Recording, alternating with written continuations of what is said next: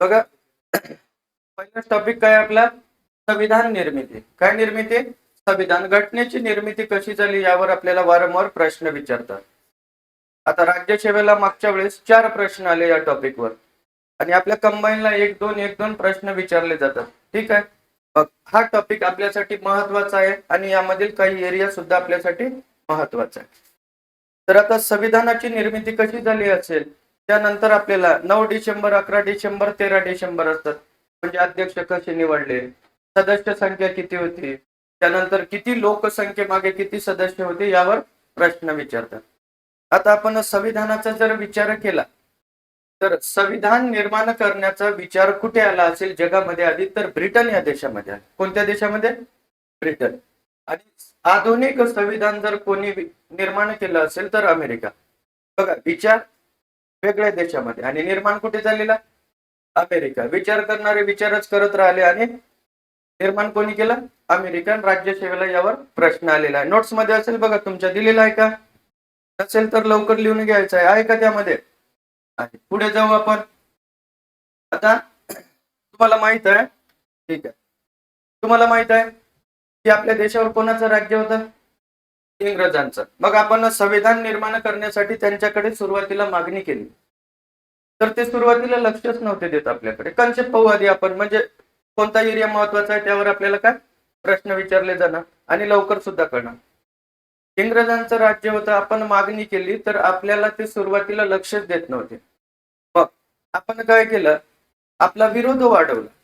विरोध वाढवल्यानंतर त्यांनी लक्ष देण्यास सुरुवात केली आणि मग सांगितलं की ठीक आहे, तुम्हाला संविधान हवं ना, तुमचं संविधान आम्ही तयार करणार. आम्ही म्हणजे कोण? ब्रिटिश. मग आपण सांगितलं की नाही नाही, आमचं संविधान आम्हीच तयार करणार. मग त्यांनी सांगितलं तुम्हाला संविधान तयार करायचं आहे, तुमची लायकीच नाही. मग मोतीलाल नेहरूजी यांनी आव्हान स्वीकारलं. पंडित जवाहरलाल नेहरूजींचे वडील म्हणतो आपण. नेहरू रिपोर्ट बघा, हिस्ट्रीमध्ये पाहतो आपण. आणि त्यांनी एका वर्षामध्ये काय संविधान निर्माण करून दाखवलं. परंतु जिनाच्या 14 मुद्द्यांचा समावेश नव्हता आणि इंग्रजांना तर आधीच रस नव्हता, म्हणून नेहरू रिपोर्ट तसाच पडून राहिला. त्यानंतर मग आपला विरोध वाढतच गेला आणि त्यांनी सांगितलं ठीक आहे, आता आपण संविधान तयार करूया, परंतु काही भारतीय व्यक्ती असेल आणि काही काय असेल ब्रिटिश मिक्स स्वरूपांची. त्यांनी मग आपण सांगितलं नाही नाही, आमचं संविधान आम्हालाच तयार करायचं. मग त्यांनी क्रिप्स मिशन पाठवलं, आपण फेटाळून लावलं. नंतर काय त्यांनी सांगितलं की ठीक आहे, तुमचं संविधान तुम्ही तयार करा, कॅबिनेट मिशन. एवढं समजलं का? मग यामधील बघा काही टप्पे महत्वाचे आपल्याला.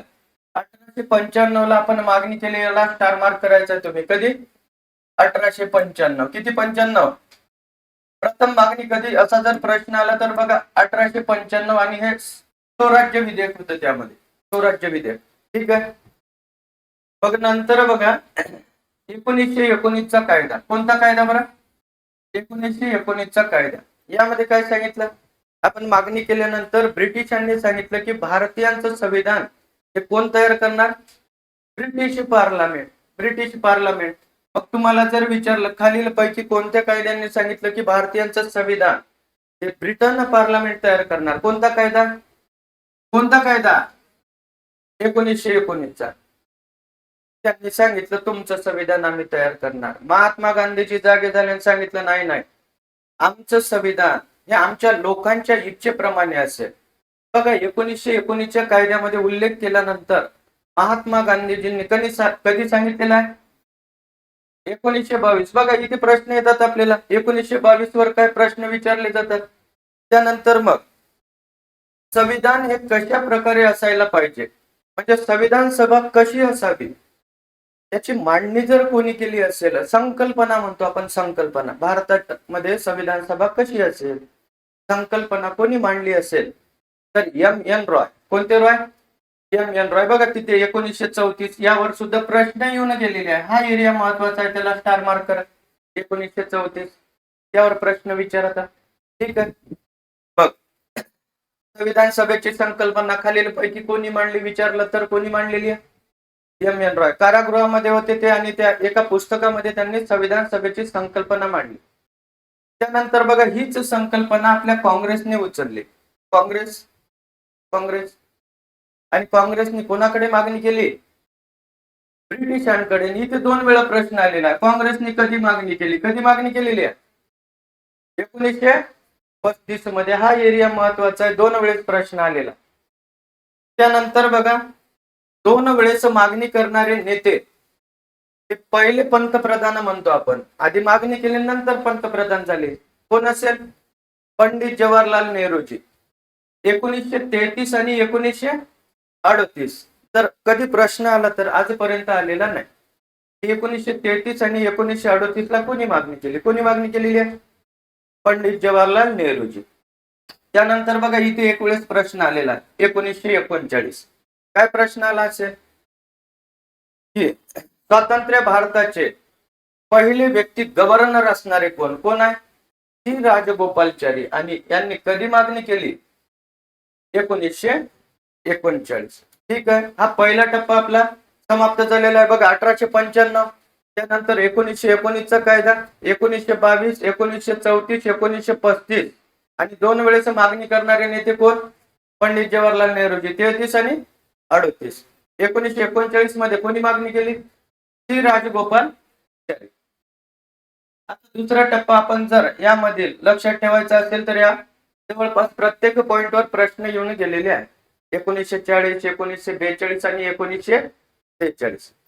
मग बघा, इंग्रजांनी प्रथम मान्य केलं की भारतीयांसाठी संविधान सभा असेल, म्हणजे भारतीय व्यक्ती त्यामध्ये असेल. कधी मान्य केलेलं आहे त्यांनी? 1940. यावर प्रश्न विचारला. याला ऑगस्ट ऑफर म्हणतात. लॉर्ड लिथगो ऑफर सुद्धा म्हणतात 1940 ला. परंतु यामध्ये त्यांनी काय सांगितलं की जी भारतामध्ये संविधान सभा असेल ती मिक्स स्वरूपाची असेल. कशी असेल? मिक्स स्वरूपांची. काही भारतीय व्यक्ती असेल आणि काय असेल, काही ब्रिटिश व्यक्ती असेल. ठीक आहे, हे सुद्धा लक्षात ठेवा. बघा, प्रथम मागणी यावर प्रश्न आलेला. प्रथम मान्य कधी केलं इंग्रजांनी? कधी केलेला? 1940. 1-2 वेळेस प्रश्न आलेले आहेत. त्यानंतर मग क्रिप्स मिशन म्हणतो. कोणतं मिशन? क्रिप्स का? क्रिप्स मिशन कधी? 1942. आता क्रिप्स मिशन भारतामध्ये आलं. क्रिप्स मिशनने काय सांगितलं की भारतीयांना संविधान निर्माण करण्यासाठी आम्ही काय देणार? परमिशन देणार. परंतु कधी? दुसरं महायुद्ध झाल्यानंतर, किंवा दुसऱ्या महायुद्धाला भारतीयांनी पाठिंबा द्यावा. आता हे लबाडाचं आमंत्रण जेवल्याशिवाय काही खरं असते का? नाही. मग आपल्या काँग्रेस आणि मुस्लिम लीग यांनी दोघांनी हे क्रिप्स मिशन फेटाळून लावलेलं आहे. मुस्लिम लीगने का फेटाळून लावलं असेल? पाकिस्तानची मागणी अमान्य केली होती. जिना कुठे जायचे? जिन्यामध्ये जायचे आणि रडायचे. पाकिस्तान अमान्य असायचं. मग बघा, प्रश्न कुठे येतात? 42 ला कोणतं मिशन? क्रिप्स. काँग्रेस, INC आणि मुस्लिम लीग यांनी हे क्रिप्स मिशन फेटाळून लावलेलं आहे. हे लक्षात ठेवायचं आहे. एवढं क्लिअर? त्यानंतर बघा, आजचं जे आपलं संविधान आहे, आपलं संविधान आहे की नाही आजचं, तर कॅबिनेट मिशनद्वारे तयार करण्यात आलेलं आहे. कोणतं मिशन? कॅबिनेट. आणि या कॅबिनेट मिशनवर वारंवार प्रश्न विचारले जातात. कोणत्या मिशनवर? कॅबिनेट. मग भारतामध्ये कधी आलेले आहे? त्यांनी अहवाल कधी दिला? ही डेट सुद्धा महत्वाची आहे. यामध्ये किती सदस्य आहे यावर सुद्धा मागच्या वेळेस प्रश्न येऊन गेलेले. मग कॅबिनेट मिशन किंवा त्रिमंत्री योजना म्हणतो. कॅबिनेट का बरं? हे ब्रिटनमध्ये मंत्री होते. 3 हे जे व्यक्ती आहे की नाही, त्रिमंत्री सुद्धा म्हणतात. ब्रिटनमध्ये हे मंत्री होते आणि त्यांना भारतामध्ये पाठवलं आणि सक्सेस सुद्धा झाले. मग हे भारतामध्ये कधी आले असेल? किती मार्च? 24 मार्च. स्टार मार्क करायचं त्याला. वारंवार प्रश्न विचारतात या एरियावर. 24 मार्च. अहवाल कधी दिला असेल तर बघा, इथे 16 मे आहे. किती मे आहे? 16 मे. हे सुद्धा लक्षात ठेवायचं आहे. भारतामध्ये 24 मार्चला आले आणि अहवाल कधी जाहीर केला यांनी? 16 मेला. यामध्ये बघा 3 सदस्य आहे आणि या 3 सदस्यावर प्रश्न मागच्या वेळेस विचारलेला आहे. मागच्या वेळेस म्हणजे काय? याच्या आधीच्या वेळेस ग्रुप सी ला प्रश्न येऊन गेलेला. यामध्ये 3 मंत्री कोणते असेल?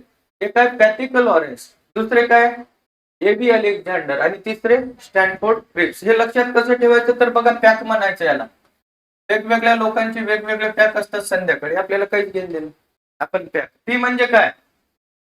Patrick Lawrence. हे म्हणजे काय?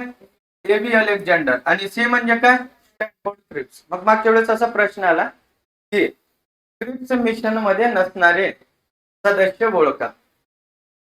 वूड दिलं होतं त्यांनी, लाकूड गिकूड. हे लाकूड आहे का यामध्ये? कोणी वूड आहे का? नाही. मग थोडा डीप मध्ये जर प्रश्न केला तर यांची खाती लक्षात ठेवा. बघा, यांचं डिपार्टमेंट ब्रिटनमध्ये भारतीय सचिव नावाचं एक डिपार्टमेंट होतं. आपण म्हणतो की ना गृह खातं, कृषी खातं, तसंच भारतीय सचिव नावाचं यांच्याकडे एक डिपार्टमेंट होतं. कोणाकडे? पॅथिक लॉरेन्स. अध्यक्ष कोण आहे? पॅथिक लॉरेन्स. तुम्हाला विचारलं कॅबिनेट मिशनचे अध्यक्ष कोण कोण आहे? पॅथिक लॉरेन्स. त्यानंतर बघा, नेव्ही मिनिस्टर कोण आहे?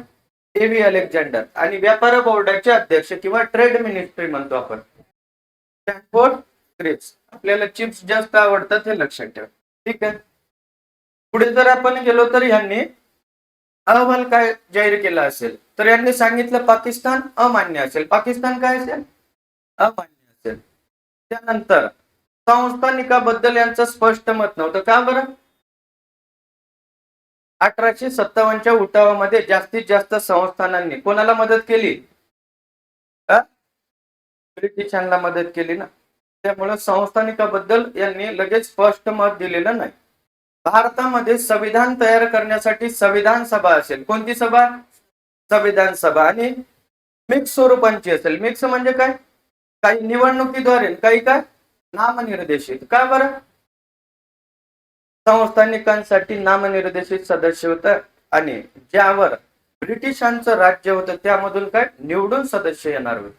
मग आपल्याला जर विचारलं कॅबिनेट मिशन मध्ये जे भारतामध्ये संविधान सभा होती ती निवडणुकीद्वारे होती की नामनिर्देशित द्वारे की दोन्हीद्वारे? दोन्ही हे लक्षात ठेवायचं आहे आपण. ठीक आहे.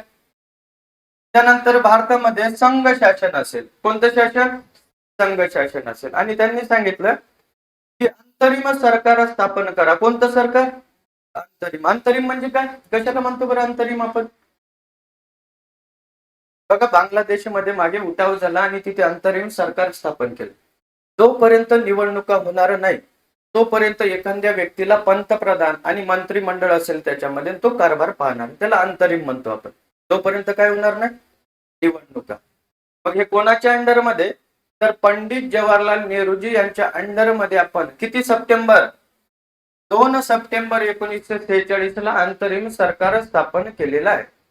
मुस्लिम लीग या 2 सप्टेंबरला अंतरिम सरकारमध्ये त्यांनी समावेश केलेला नाही. का बरं? हे काय आहे? पाकिस्तान अमान्य आहे. जिना कुठे जाऊन लढायचे? जिन्यामध्ये. मग त्यांनी इंग्रजांनी सांगितलं त्यांना तुम्हाला पाकिस्तान देतो आम्ही, अंतरिम सरकारमध्ये समावेश करा तुम्ही. मग ऑक्टोबर महिन्यामध्ये यांनी समावेश केला. ऑक्टोबर 1943. यामधलं काय लक्षात ठेवायचं बघा. हे भारतामध्ये कधी आले? 24 मार्च. अहवाल कधी दिला? 16 मार्च. सदस्य किती आहे? 3. त्यात लक्षात ठेवायचं पॅथिक लॉरेन्स, एव्ही अलेक्झांडर आणि स्टॅनफोर्ड क्रिप्स. त्याचे डिपार्टमेंट लक्षात ठेवा. भारतीय सचिव, नेव्ही मिनिस्टर आणि ट्रेड बोर्डाचे अध्यक्ष. पुढे जाऊ आपण. निवडणुका. तुम्हाला जर विचारलं की फाळणीपूर्वी. फाळणीपूर्वी म्हणजे काय? फाळणीपूर्वी कशाला म्हणतात? भारत आणि पाकिस्तान एकत्र होतं त्यावेळेस, त्याला फाळणीपूर्वी. नाही तर सर बंगालची फाळणी ते वेगळी आहे. ती फाळणी असेल का इथं? ना ते हिस्ट्रीमध्ये. फाळणीपूर्वी आपल्याला सदस्य विचारतात. किती सदस्य होते यामध्ये? टोटल 389. बघा, वारंवार प्रश्न आलेला, फ्रीला प्रश्न विचारला नाही परंतु रिपीट जर झाला तर आपल्या लक्षात राहायला पाहिजे. किती? 389. 389 सदस्य असेल सांगितले. त्यापैकी बघा 292 सदस्य हे ब्रिटिश प्रांतामधून. कशामधून? ब्रिटिश प्रांत. आजची आपण घटक राज्य म्हणतो की नाही, त्यावेळेस प्रांत होती. काय होती? प्रांत. 4 चीफ कमिशनर मधून. चीफ कमिशनर की राज्य म्हणजे काय? आजचं केंद्रशासित प्रदेश म्हणतो की नाही आपण. 4 सदस्य कशामधून निवडून येणार? Chief commissioner. मग हे 4 कसे लक्षात ठेवायचे? ए म्हणजे अजमेर मारवाड, बी म्हणजे बलोचिस्तान, सी म्हणजे कुरगन, डी म्हणजे काय? दिल्ली. 4 जर विचारले तर बघा एबीसीडी लक्षात ठेवायचे. ए म्हणजे अजमेर मारवाड, बी म्हणजे बलोचिस्तान, सी म्हणजे कुरगन, डी म्हणजे दिल्ली. 93 सदस्य कशामधून? संस्थानिक. एवढं सोपं आहे. त्यानंतर सर 389च का? 400 का नाही? 500 का नाही? का तर लोकसंख्येच्या आधारावर ही सदस्य संख्या होती. मग 10 लाख लोकसंख्येमागे एक सदस्य होता. किती लाख लोकसंख्येमागे? बघा इथे प्रश्न येतात आपल्याला, किती लाख? 10 लाख. निशाने काय, सिंबल काय असेल? हत्ती. वारे हत्ती येणार हत्ती. आपल्याला विचारतात संविधान सभेचा सिंबल काय? काय? हत्ती, लक्षात ठेवायचं. आणि ही जी निवडणूक झाली ही अप्रत्यक्षपणे निवडणूक होती. कशी होती? अप्रत्यक्ष म्हणजे काय? अप्रत्यक्ष म्हणजे डायरेक्ट जनतेने निवडून नाही दिलेले हे सदस्य. हे 296 सदस्य आहे की नाही, हे 296 सदस्य यांना कोणी निवडून दिले असेल तर घटक राज्यामध्ये जे आमदार होते त्यांनी निवडून दिलेला आहे. डायरेक्ट जनतेने दिलेला आहे का? नाही. बघा प्रत्यक्ष कशाला म्हणतात? जर आपण डायरेक्ट वोटिंग करत असेल तर त्याला प्रत्यक्ष म्हणतो. आपले खासदार आमदार आहे की नाही, आपण त्यांना वोटिंग करतो. कोणती निवडणूक झाली ती?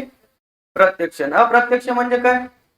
राष्ट्रपती उपराष्ट्रपतींना आपण वोटिंग करतो का कधी? नाही. मग यांना कोण निवडून देतात? आपले आमदार आणि खासदार देतात. त्याला अप्रत्यक्ष म्हणतात. जर विचारलं आपल्याला संविधान सभेसाठी कशा निवडणुका झाल्या, कशा झाल्या, प्रत्यक्ष की अप्रत्यक्ष? अप्रत्यक्ष. हे लक्षात ठेवायचं. बघा सदस्य संख्या अप्रत्यक्षपणे 10 लाख लोकसंख्या, 2 वेळेस प्रश्न आलेला. किती लाख लोकसंख्येमागे? 10. निशाने काय? वारे हत्ती येणार हत्ती. त्यामध्ये मग काही गट होते. गट काय असेल? ओपन साठी म्हणूया आपण 213. किती जागा होत्या? 213. आता 213 लक्षात नाही ठेवलं तरी चालेल. हे 3 गट लक्षात ठेवा साधारण. दुसरं कोणतं असेल? मुस्लिम. आणि तिसरा काय असेल? सी. एससी एसटी आहे का इथे? नाही. एक वेळा प्रश्न येऊन गेलेला आहे की संविधान सभामध्ये खालील पैकी कोणाला राखीव जागा होत्या? कोणाला होत्या? साधारणसाठी 213, मुस्लिमांसाठी 79 आणि शिखांसाठी किती? हे लक्षात ठेवायचं आहे. पुढे जाऊ आपण. आता निवडणुका झाल्या आणि रिझल्ट लागला. रिझल्ट काल परवा लागला असेल का? नाही. मग कधी? 1946. किती? 46. 1946. तर आपल्याला विचारलं किती जागेसाठी निवडणुका झाल्या तर 296 जागेसाठी. किती जागेसाठी? बघा 389 पैकी किती जागेसाठी निवडणुका? आणि उरलेले काय? संस्थानिक. संस्थानिकांमध्ये कुठे निवडणुका होणार का? नाही. राजा म्हणेल त्या व्यक्तींची काय होणार? नेमणूक होणार. बघ सर्वात जास्त जागा जर कोणी जिंकल्या असेल तर काँग्रेस. किती जागा? किती? 8. 208. लक्षात ठेवा. बघा प्रश्न विचारला जाणार कधीतरी की काँग्रेसने किती जागा जिंकल्या. सर्वात जास्त किती? 73 जागा. कोणी? मुस्लिम लीग. आणि 15 पैकी काय किती अपक्ष? 8. 8 अपक्ष. अपक्ष कशाला म्हणतो आपण? कोणत्याही पक्षाचं प्रतिनिधित्व नसेल. नाहीतर तुझ्याकडे लक्षण हाच माझा पक्ष असं असेल का? मग प्रश्न आला की एक अपक्ष होता. विधान काय? चुकीचं. किती अपक्ष आहे? 8 अपक्ष निवडून आलेले संविधान सभेमध्ये. हे लक्षात ठेवायचं. त्यानंतर पुढे जाऊ आपण. डॉक्टर बाबासाहेब आंबेडकरांचा पक्ष विचारणार आपल्याला कधीतरी. आजपर्यंत विचारला का? नाही. डॉक्टर बाबासाहेब आंबेडकर कोणत्या पक्षामधून निवडून आले असेल तर स्वतःचा पक्ष होता त्यांचा. कोणता आहे? Scheduled caste federation. नोट्स मध्ये आहे की नाही? मग त्याला स्टार मार्क करायचं. बघा त्यावर प्रश्न विचारले जाणार कधीतरी आपल्याला. शेड्युल्ड कास्ट फेडरेशन म्हणतो आपण. आणि बाबासाहेब सुरुवातीला बंगाल प्रांतामधून निवडून आलेले आहेत. सुरुवातीला कोणत्या प्रांतामधून? बंगाल.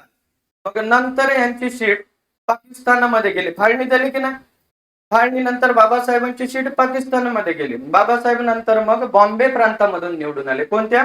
बॉम्बे. बघा सुरुवातीला बंगाल प्रांत, नंतर बॉम्बे. लक्षात ठेवायचं आहे आपण. ठीक आहे. याचा पक्ष लक्षात ठेव. एवढं क्लिअर?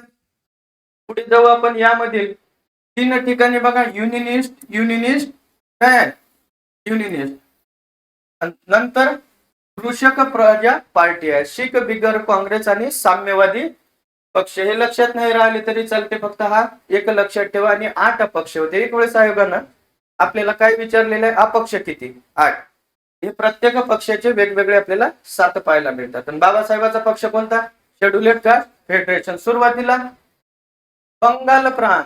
पश्चिम बंगाल नाही, बंगाल. ते चुकीनं झालेला. ते पश्चिम बंगाल कट करायचं. बंगाल होतं त्यावेळेस. आज पश्चिम बंगाल. आणि नंतर बॉम्बे प्रांतामध्ये. पुढे जाऊ आपण. पहिली बैठक बघा, 3 बैठका अतिशय महत्वाच्या आहेत. आपल्याला संविधान तयार करायचं आहे, निवडणुका झाल्या, सर्व झालं, आता काय होणार? बैठका होणार संविधान तयार करण्यासाठी. मग पहिली बैठक तुम्हाला विचारणार, पहिली बैठक कधी झाली? कधी झाली? 9 डिसेंबर 1946. आणि या पहिल्या बैठकीमध्ये काय ठरलं असेल तर तात्पुरते अध्यक्ष आणि उपाध्यक्ष निवडले आपण. कोणते? तात्पुरते उपाध्यक्ष आणि अध्यक्ष. बघ, तात्पुरते अध्यक्ष कोणाची निवड करावी असा प्रश्नच निर्माण झाला त्यावेळेस. का बरं? सर्वांना वाटायचं मला अध्यक्ष व्हायचं, मला अध्यक्ष व्हायचं. मग आपण एका देशाचा स्वीकार केला, फ्रान्स. फ्रान्स या देशांनी आपल्या आधी संविधान तयार केलं आणि त्यांनी त्यांच्या देशामध्ये असं ठरवलं की पहिल्या बैठकीचे अध्यक्ष हे ज्येष्ठ व्यक्ती असणार. कोण असणार? ज्येष्ठ. मग आपण फ्रान्स देशाकडून तेच अनुकरण केलं. कोणत्या देशाकडून? फ्रान्स. आणि सर्वात ज्येष्ठ व्यक्ती होते सच्चिदानंद सिन्हा. बघा, मग तुम्हाला जर विचारलं की पहिल्या बैठकीचे अध्यक्ष कोण? कोण आहे? सच्चिदानंद सिन्हा. का बरं सच्चिदानंद सिन्हा? ज्येष्ठ व्यक्ती होते. आणि मग बैठक सुरू झाली. हे आजारी होते त्या दिवशी.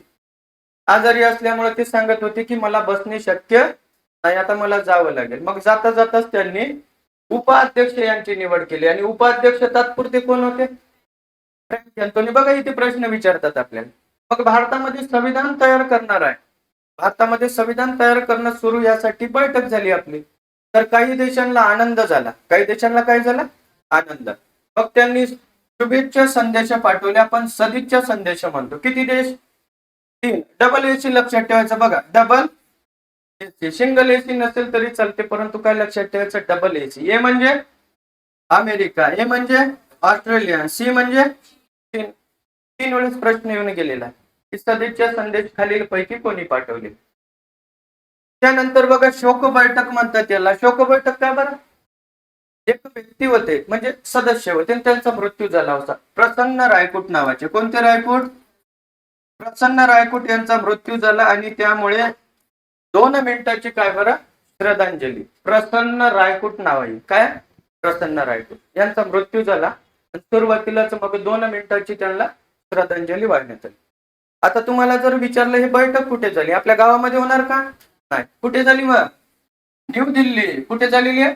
न्यू दिल्ली. सध्या कोणता हॉल म्हणतो आपण? Central hall parliament. इथे सुद्धा प्रश्न आलेला आहे. बघा, इथे क्लिअर झालं का? तात्पुरते काय निवडले आपण? अध्यक्ष आणि उपाध्यक्ष निवडलेले.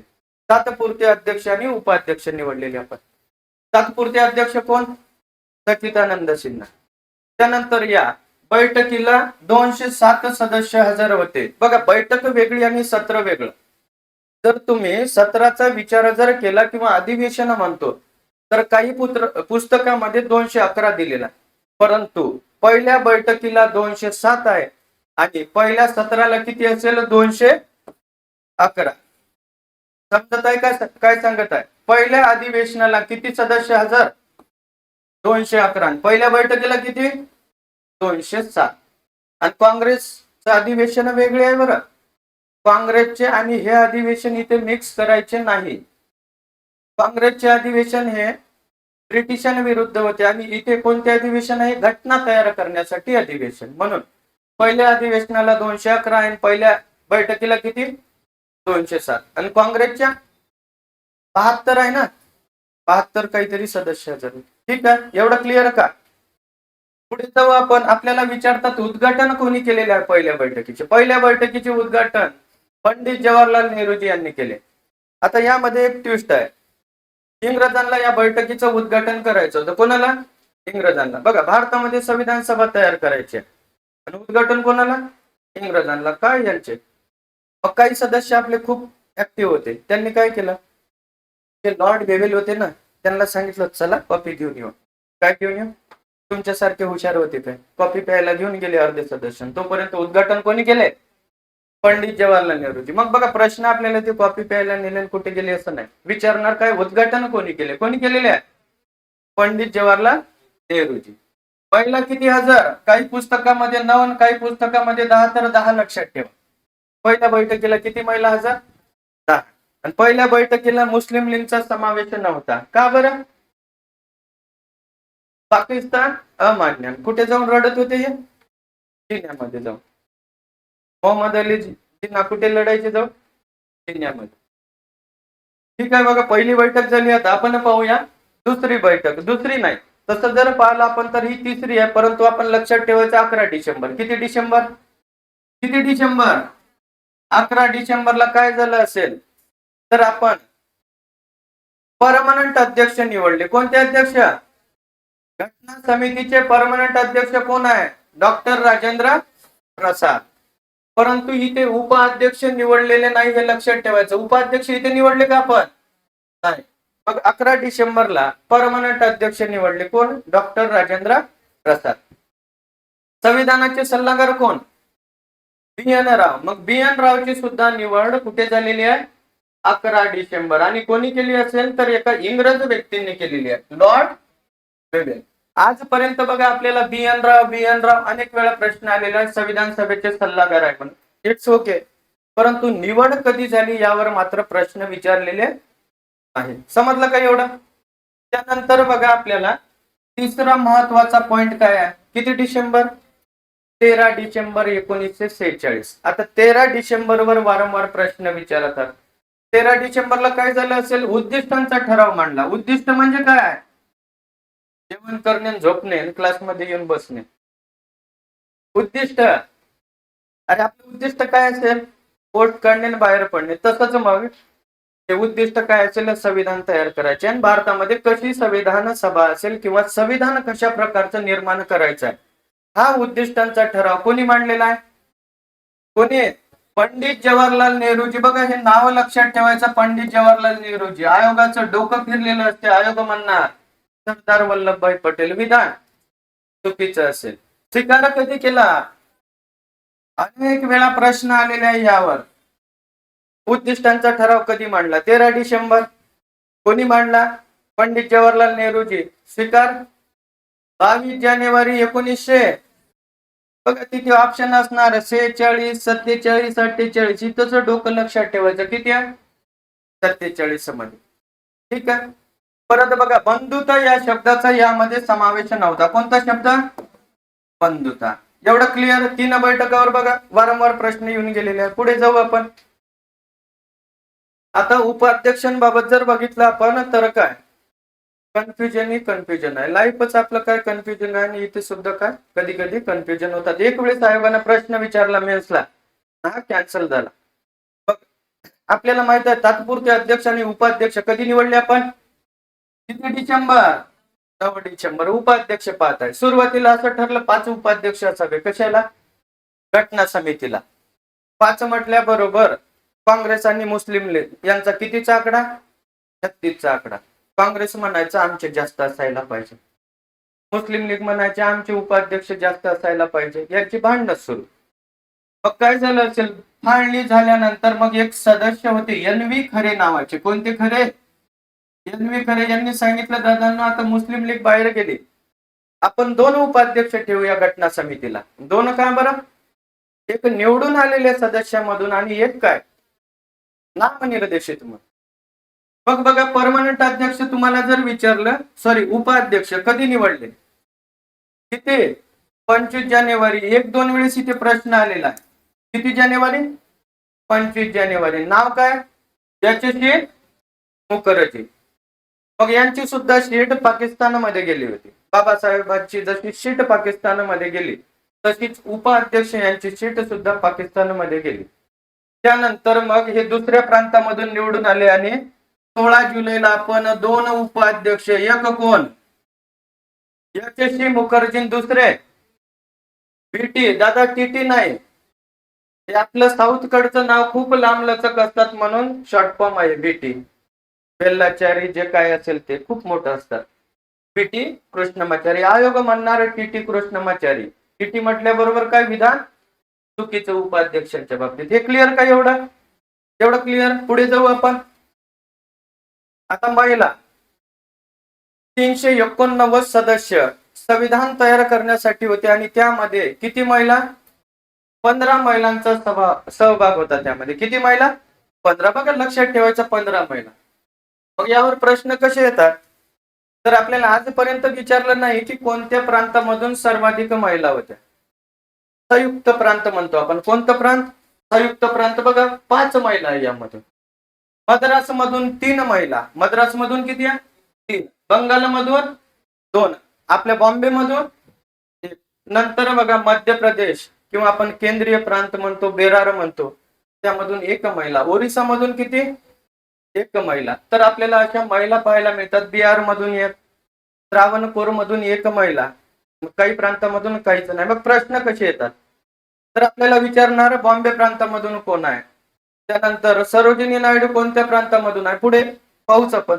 ठीक आहे, असे प्रश्न विचारले जातात. काही लोकांचं काय बरं, महिला लवकर पाठ होतं, काही लोकांना लेट. तर बघा संयुक्त प्रांतामधून किती महिला? 5 महिला. कोणत्या 5 महिला? विजयालक्ष्मी पंडित. बघा आधी यांनी संविधान सभेमध्ये काम केलेलं आहे आणि नंतर यांनी अनेक भारतामध्ये पद भूषवलेली आहे. विजयालक्ष्मी पंडित या पंडित जवाहरलाल नेहरूजींच्या भगिनी होत्या आणि कोणत्या प्रांतामधून होत्या? त्या संयुक्त प्रांतामधून. विजयालक्ष्मी पंडितांचा जर तुम्ही विचार केला तर महाराष्ट्र रिलेटेड यांचा काही संबंध येतो. महाराष्ट्र राज्याच्या पहिल्या महिला राज्यपाल कोण असेल? विजयालक्ष्मी पंडित. आजपर्यंत असा प्रश्न आलेला नाही की महाराष्ट्र राज्याच्या पहिल्या राज्यपाल कोण? कोण आहे? विजयालक्ष्मी पंडित. त्यानंतर बघा बेगम रसूल. कोणत्या रसूल? एकमेव मुस्लिम महिला आपल्याला संविधान सभेमध्ये पाहायला मिळतात, बेगम रसूल. त्यानंतर पुढे जर आपण गेलो तर सुचेता कृपलानी. यांनी काय केलं असेल? देशातील पहिल्या मुख्यमंत्री आहे, नंतर मुख्यमंत्री झाल्या. पुढे आपण गेलो तर पूर्णिमा बॅनर्जी. ठीक आहे, यांनी जनगण मन गायलेला आहे. कधी? 24 जानेवारी 1950. शेवटची बैठक किंवा आपण सत्र म्हणतो त्याला. ठीक आहे. त्यानंतर कोणत्या चौधरी? 2 चौधरी होत्या आपल्या संविधान सभेमध्ये. एक कमला चौधरी, दुसऱ्या कोणत्या इथेच लिहून घ्यायचं, मालती चौधरी. या मालती चौधरीवर प्रश्न आलेला आहे.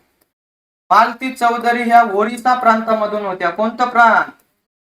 ओरिसा प्रांत. ठीक आहे. पुढे आपण जाऊया. अम्मू स्वामीनाथन. बघा हे नाव जे अम्मू असतात त्यानंतर दक्षयानी असतात, हे नाव कुठे असेल? South side. अम्मू स्वामीनाथन. मग कोणत्या प्रांतामधून? मद्रास. त्यानंतर एक आपल्याला महाराष्ट्रीयन नाव पाहायला मिळतात. कोणतं बरं? दुर्गाबाई देशमुख. आयोग म्हणणार दुर्गाबाई देशमुख हे बॉम्बे प्रांतामधून आलेले आहे. विधान काय असेल? चुकीचं असेल. बघा दुर्गाबाई देशमुख याला स्टार मार्क करायचं. कोणत्या प्रांतामधून आहे? मद्रास. आणि सी.डी. देशमुखच्या काय या पत्नी आहे. सी.डी. देशमुख कोण? आरबीआयचे गव्हर्नर आहे. त्यानंतर वित्त मंत्री सुद्धा होते आणि महाराष्ट्र जेव्हा निर्माण करायचा होता त्यावेळेस त्यांनी राजीनामा दिला होता की का महाराष्ट्राची निर्मिती करा. मग आपले देशमुख साहेब खूप खाली गेले. महाराष्ट्रामध्ये होते आणि मद्रास मधल्या त्यांच्या काय प्रांतामधून पत्नी आहे, लक्षात ठेवायचं. त्यानंतर जिथे जिथे रे दिसणार, लीला रे आणि रेणुका रे कोणत्या प्रांतामधून? बंगाल. पुढे जाऊया आपण. बघा याला स्टार मार्क करायचा आहे. कोणत्या? अमृता कौर. राजकुमारी अमृता कौर आयोगाने जोड्या लावा कशाच्या? प्रांताच्या.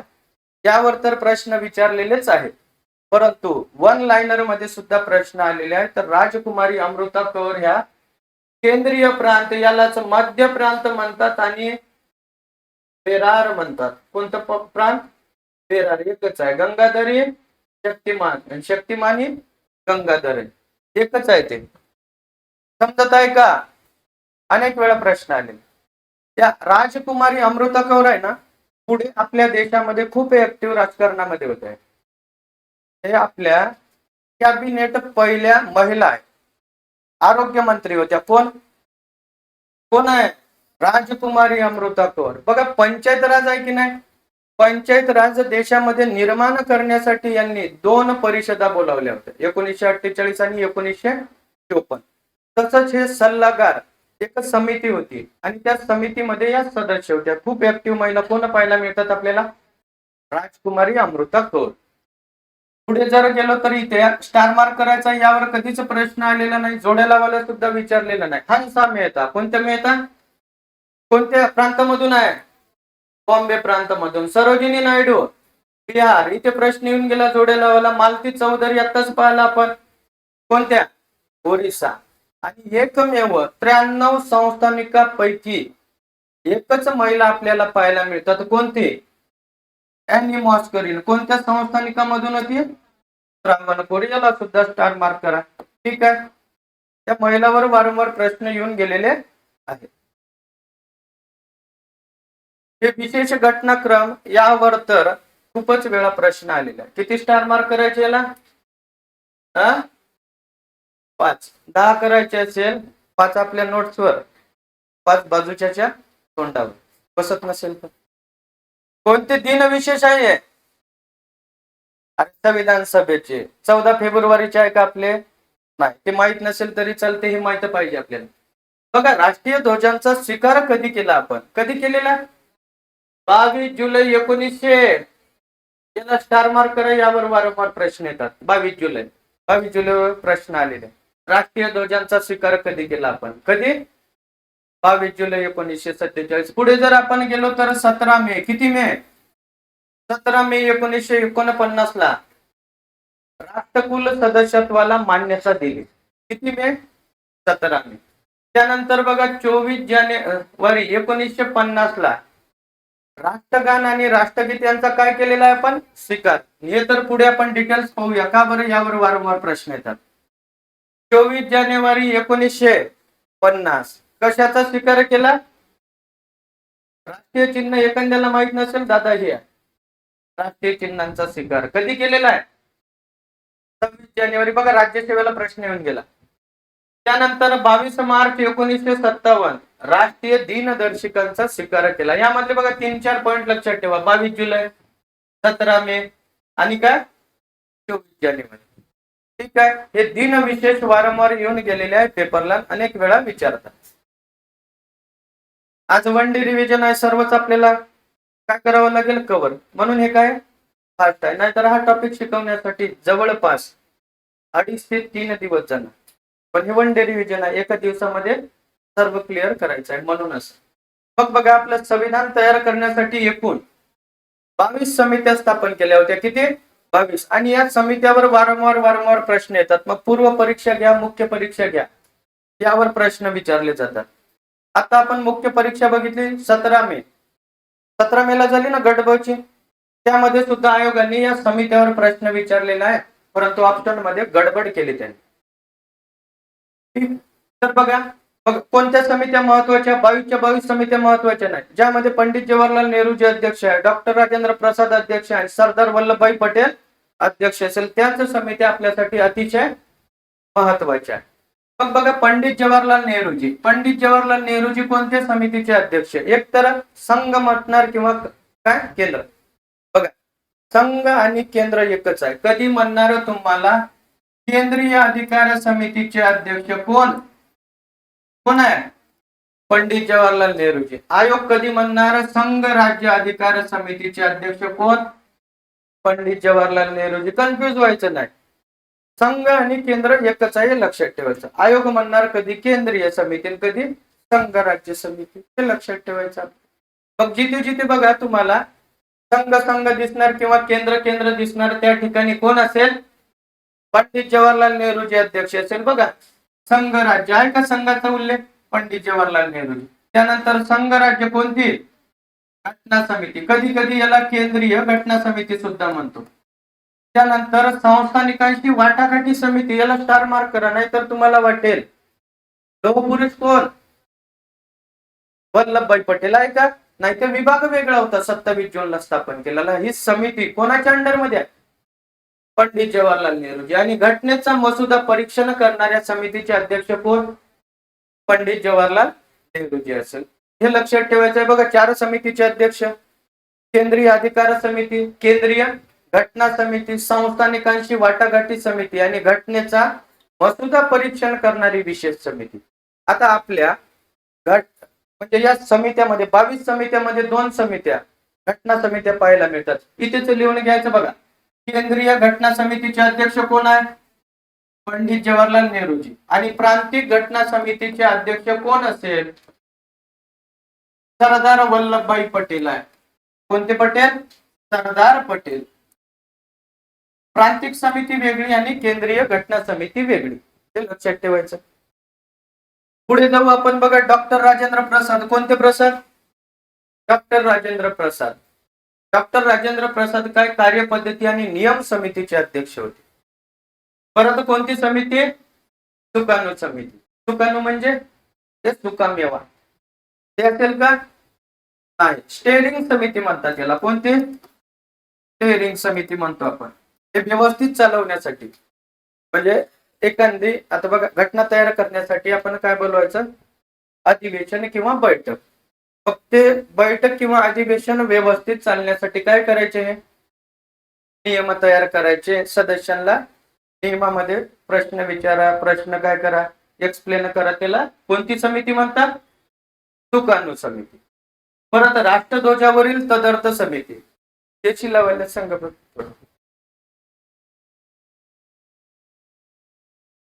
बघा, तदर्थ समित्या 3 आहे. किती समित्या? तदर्थ म्हणजे काय दादांनो रे? तदर्थ म्हणजे तात्पुरती, हंगामी म्हणतो. तर आपल्या घटना समितीमध्ये 3 तदर्थ समित्या पाहायला मिळतात. 3 कोणत्या असेल तिथेच लिहून घ्यायचं असतात. बघा, एक आहे आपल्या डॉक्टर राजेंद्र प्रसाद यांची. एक आहे नागरिकत्वासाठी तदर्थ समिती आणि सुप्रीम कोर्ट साठी तदर्थ समिती होती. आणि या दोन्ही समितीचे अध्यक्ष कोण असेल? एस वरदाचारी. असं समजत नाही सर. बघा, इथे पाहू आपण 2 मिनिटांमध्ये. इथे प्रश्न आला बरं, राज्यसेवेला प्रश्न आलेला आहे. नेहमी आपण असंच करतो. बघा, तदर्थ समिती 3. किती आहे? 3. या तदर्थ समिती, राष्ट्रध्वजावरील तदर्थ समितीचे अध्यक्ष कोण?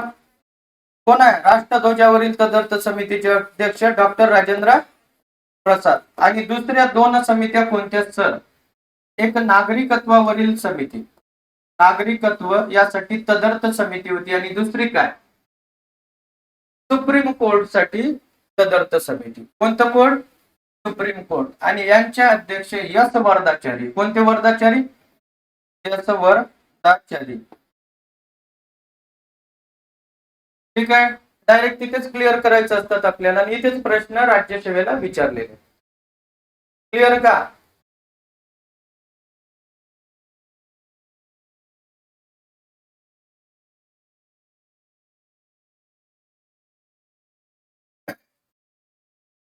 बघा, मूलभूत हक्क समिती. आता आपले सरदार वल्लभभाई पटेल कोणत्या समितीचे अध्यक्ष आहे? वारंवार प्रश्न येतात आणि एकदम इजी आहे.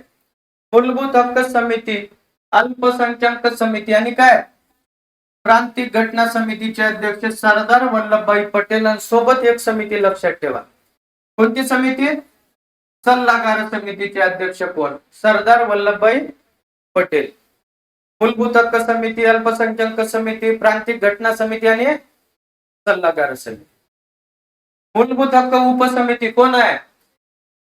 जेबी कृपलानी. यावर प्रश्न आलेले आहे. आणि काय अल्पसंख्याक उपसमिती कोण? याच्याशी मुखर्जी पाहायला मिळतात. हे लक्षात ठेवायचं. परत बघा, यामध्ये काही लक्षात राहत असेल तर ठीक. आपण या 2 समित्या आत्ताच पाहिल्या. बघा, नागरिकत्व आणि काय सर्वोच्च न्यायालयासाठी तदर्थ समितीचे अध्यक्ष कोण आहे? यस वरदाचारी. घटना समितीचे कार्यविषयक समितीचे अध्यक्ष गवा माळवणकर. हे लक्षात राहत असेल तर ठीक, टेन्शन घ्यायचं नाही. वृत्तपत्र कक्ष समितीचे अध्यक्ष कोण? कोणते सेन? भूषण सेन असेल. आणि सभागृह आणि मुख्य आयुक्तांसाठी समिती होती. कोण आहे? पट्टभी सीताराम. त्या लक्षात नाही राहिल्या तरी चालते, परंतु आधीच्या किती समित्या जेवढ्या बघितलेल्या तेवढ्या लक्षात ठेवा. परत बघा, डॉक्टर बाबासाहेब आंबेडकर सदस्य असणाऱ्या समित्या. एक वेळेसच यावर प्रश्न आलेला. हे लक्षात राहत असेल तर ठीक, एकदम सोपा. मूलभूत हक्क समिती, प्रांतिक घटना समिती, त्यानंतर बघा संघराज्य अधिकार समिती, अल्पसंख्याक कोणती? उपसमिती, आणि संघराज्य घटना समिती. दोन्ही घटना समितीचे सदस्य, सल्लागार समितीचे सुद्धा सदस्य, मूलभूत हक्क समितीचे सदस्य. एकच वेळा प्रश्नाला लक्षात राहत असेल तर फार चांगलं, नाही तर पुढे जाऊ आपण. बघा, याला स्टार मार्क करायचा. किती स्टार मार्क? 5. 10 करायचे असेल तर 5 आपल्या नोट्सवर, 5 बाजूच्या तोंडावर. ही मसुदा समिती मग पूर्व परीक्षा असो मुख्य परीक्षा असो यावर प्रश्न येतात. मसुदा समिती आजचं जे आपलं संविधान आहे ना, ते संविधान तयार करण्यामध्ये जर कोणाचा महत्वाचा वाटा असेल तर या मसुदा समिती. आपण म्हणतो जगामधील सर्वात मोठं संविधान आहे आपलं, त्यामध्ये डाऊटच नाही, परंतु सिंहाचा वाटा कोणाचा? मसुदा समिती. मग यावर प्रश्न कसे येतात? या समितीची स्थापना कधी झाली? कधी झाली? 29 ऑगस्ट 1947 आहे. 46 आहे का? नाही. 2-3 वेळेस प्रश्न आलेला, 2 ते 3 वेळा. सदस्य किती आहे यामध्ये? 7 सदस्य लक्षात ठेवायचे. अध्यक्ष कोण असेल? डॉक्टर बाबासाहेब आंबेडकर असेल. मग हे 7 सदस्य आपल्याला पाहायला मिळतात. एक वेळा लवकर वाचा 7 सदस्य, आपण ट्रिक पाहू.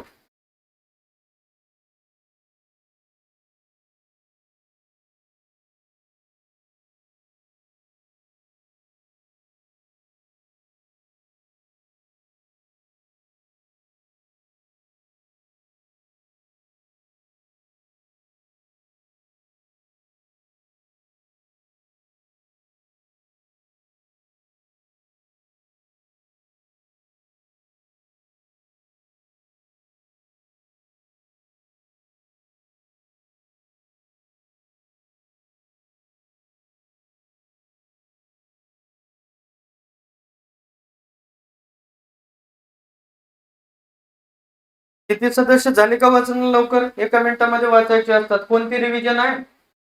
1 डे रिव्हिजन. मग बघा आपली ट्रिक काय असेल? ट्रिक हे मसुदा समितीसाठी आहे. कशासाठी ट्रिक असेल तर त्या ट्रिकचं सुद्धा काय आपल्याला उल्लेख पाहायचा आहे, कशासाठी असेल आणि काय. मसुदा समितीच्या एसटी मध्ये मामूची बॅग, मामीची नाही दादा, कोणाची बॅग? मामूची बॅग. कशामध्ये? मसुदा समितीच्या एसटी मध्ये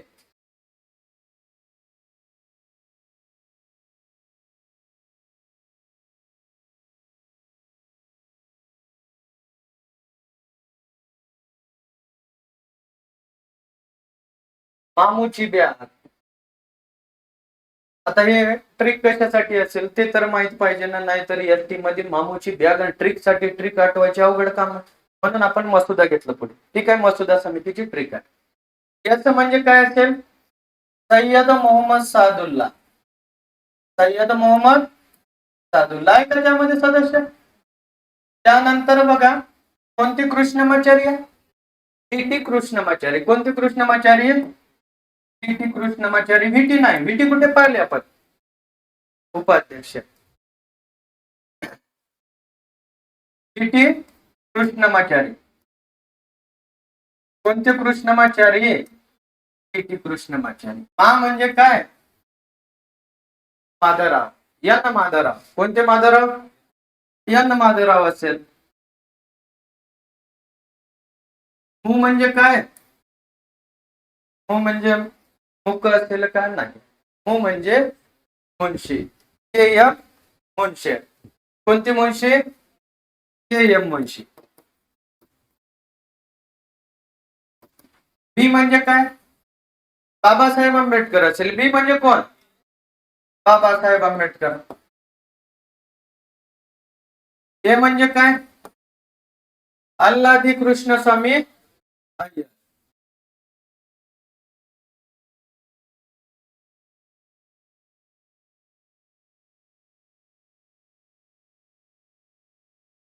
अय्यर आहे. अल्लादी कृष्णस्वामी अय्यर. जी म्हणजे काय? एन गोपालस्वामी अय्यंगार.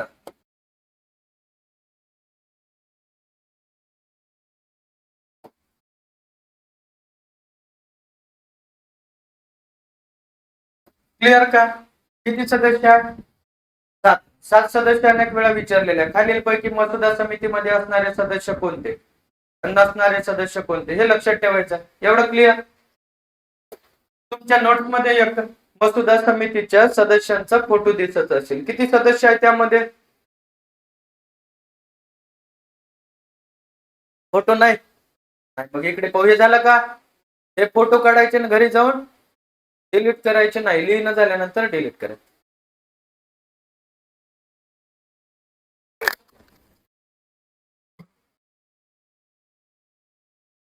एवढं क्लिअर? थांबा का, घ्या लवकर फोटो. कोणाचे? या बोर्डचेच घ्यायचे. झालं का?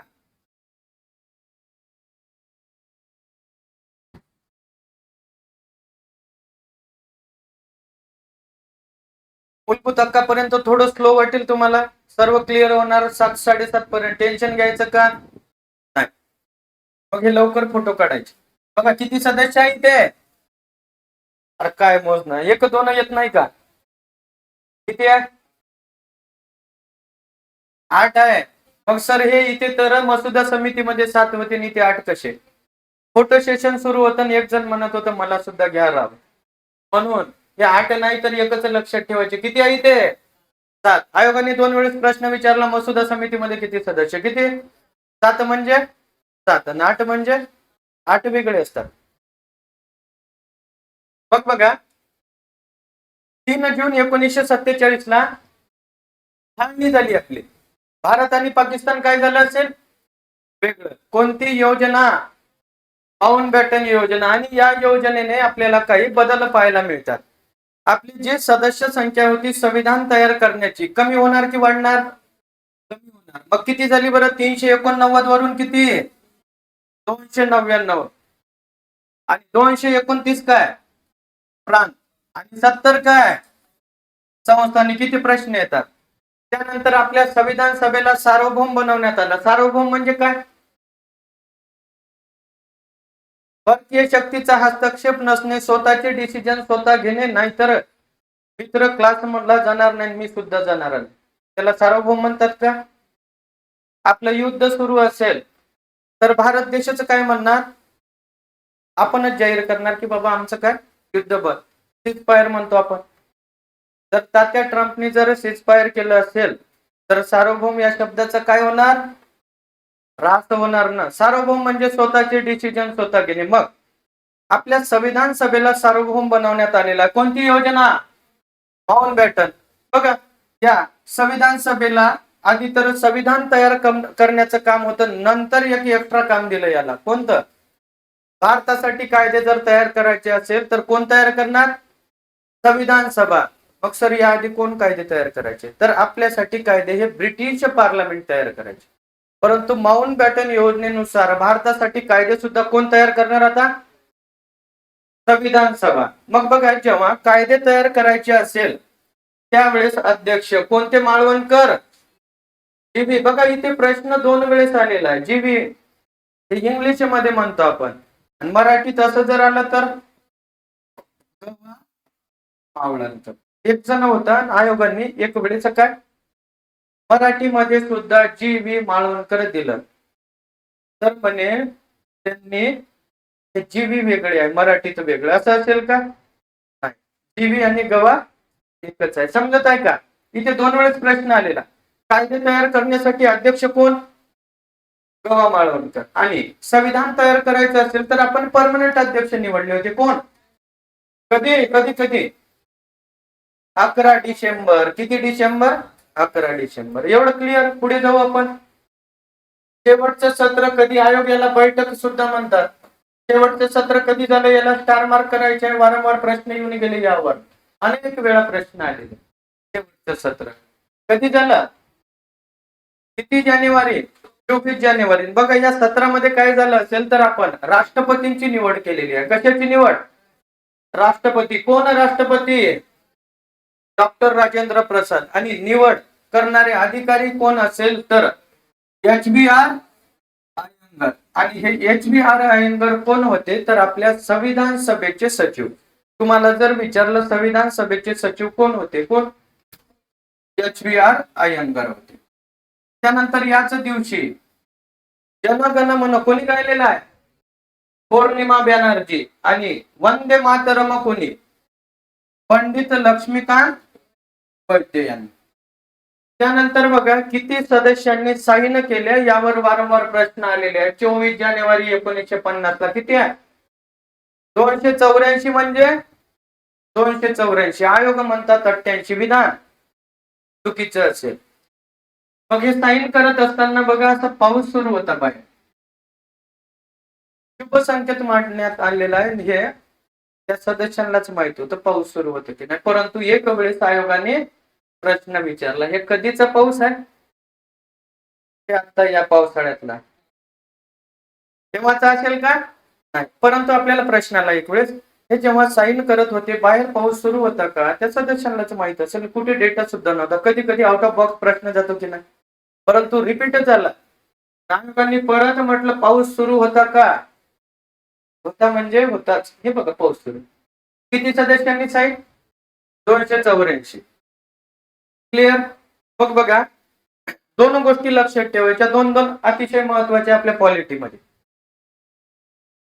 संविधानाचा स्वीकार कधी केला आपण? जर माहित नाही तर दोन गोष्टी बघा इथे लक्षात ठेवायचं.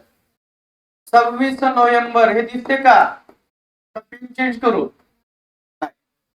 26 नोव्हेंबर 1949 ला आपलं संविधान लिहून पूर्ण झालं. आपण स्वीकार केलेला आहे. कधी? 26 नोव्हेंबर स्वीकार केलेला आहे. आणि मात्र यांची अंमलबजावणी कधी झाली असेल? अंमलबजावणी कधी? 26 जानेवारी 1950. दोन वेळेस प्रश्न, दोन नाही 3 वेळेस आलेला आहे. 3-4 वेळेस असेल. 1950. अंमलबजावणी म्हणजे काय? लागू.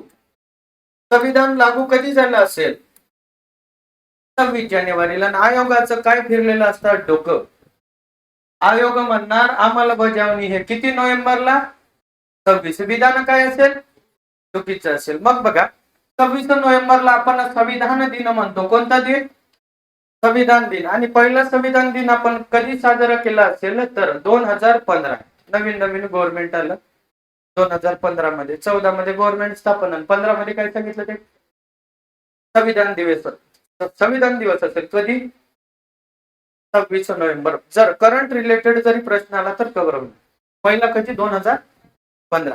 मग बघा 26 नोव्हेंबरला काही आर्टिकल आपल्याला लागू करायची होती, तर 16 आर्टिकल. का बरं?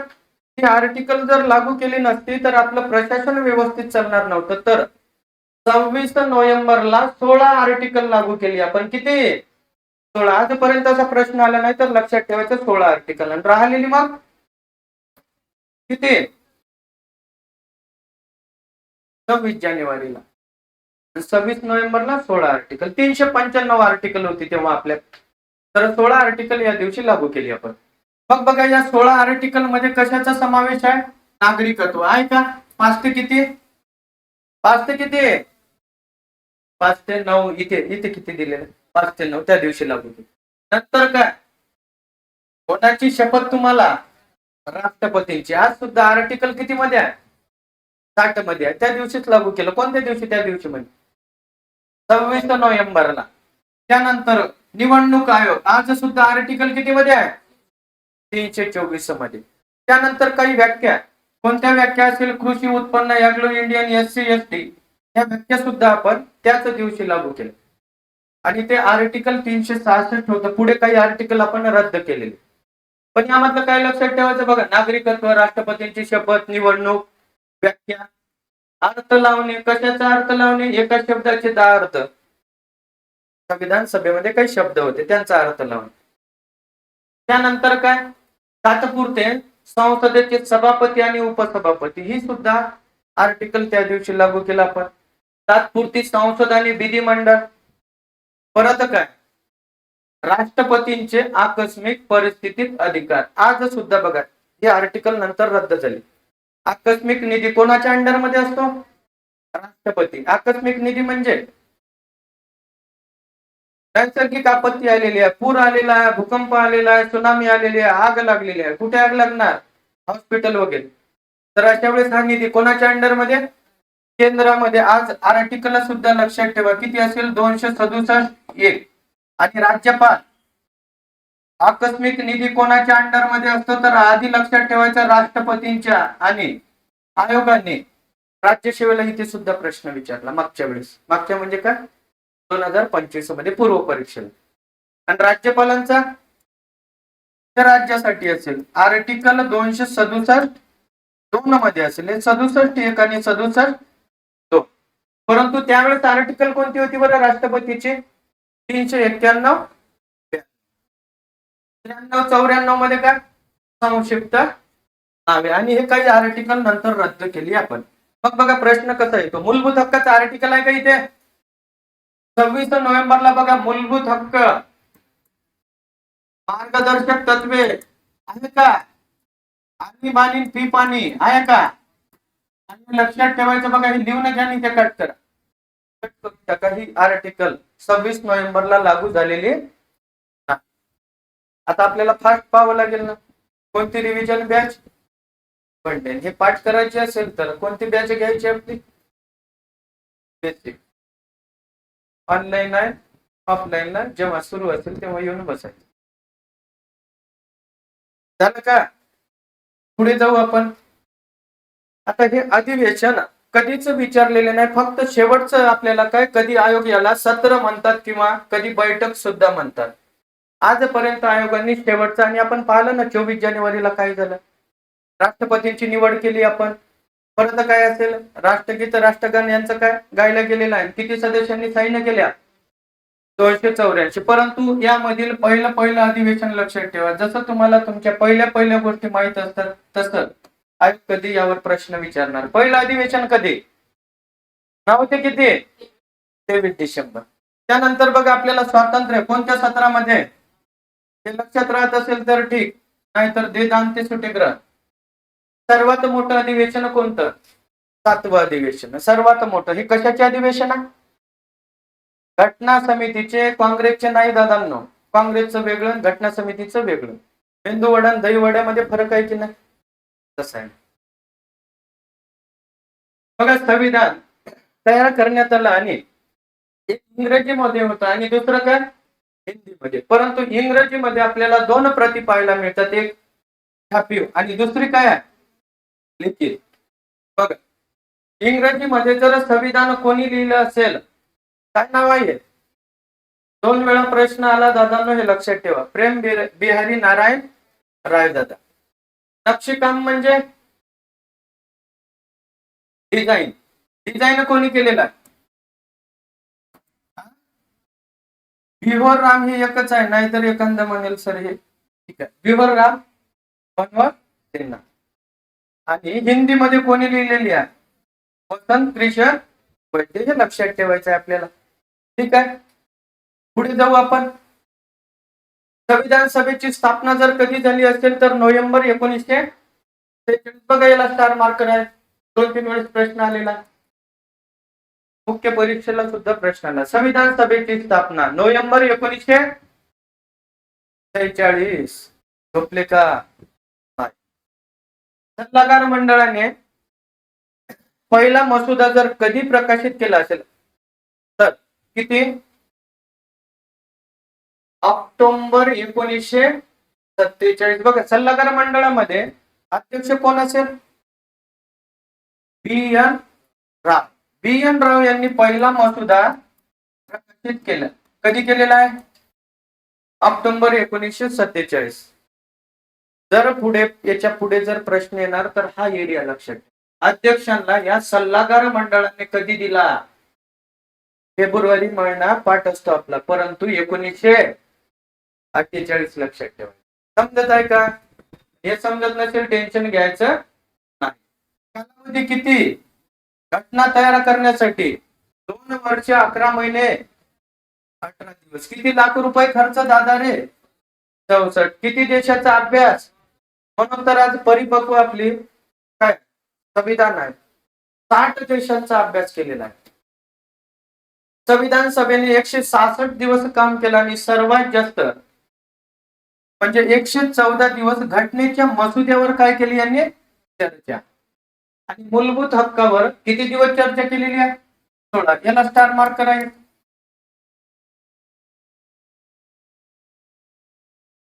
मूलभूत हक्कावर किती दिवस चर्चा? 16. संविधान सभा तात्पुरती संसद म्हणून कार्य कधी केलं असेल? 26 जानेवारी 1950.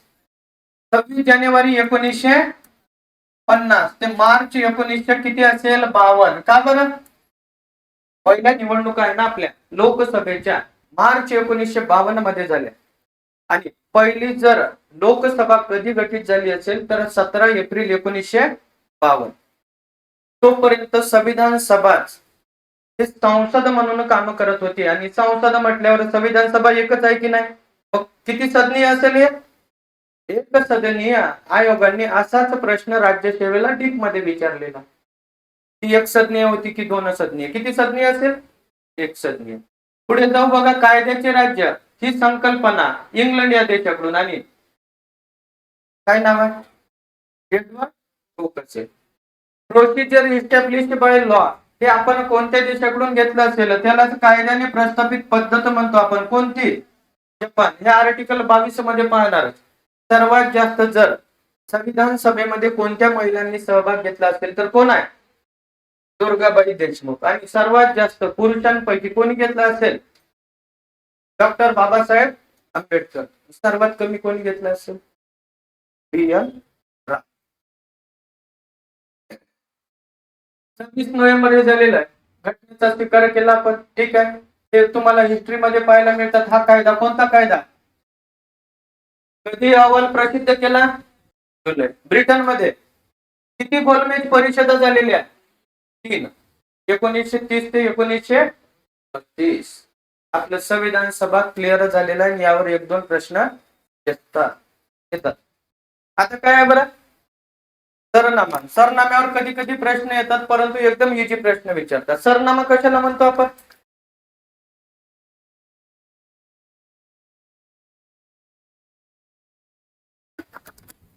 सरनाम्याला बघा अनेक नाव आहे.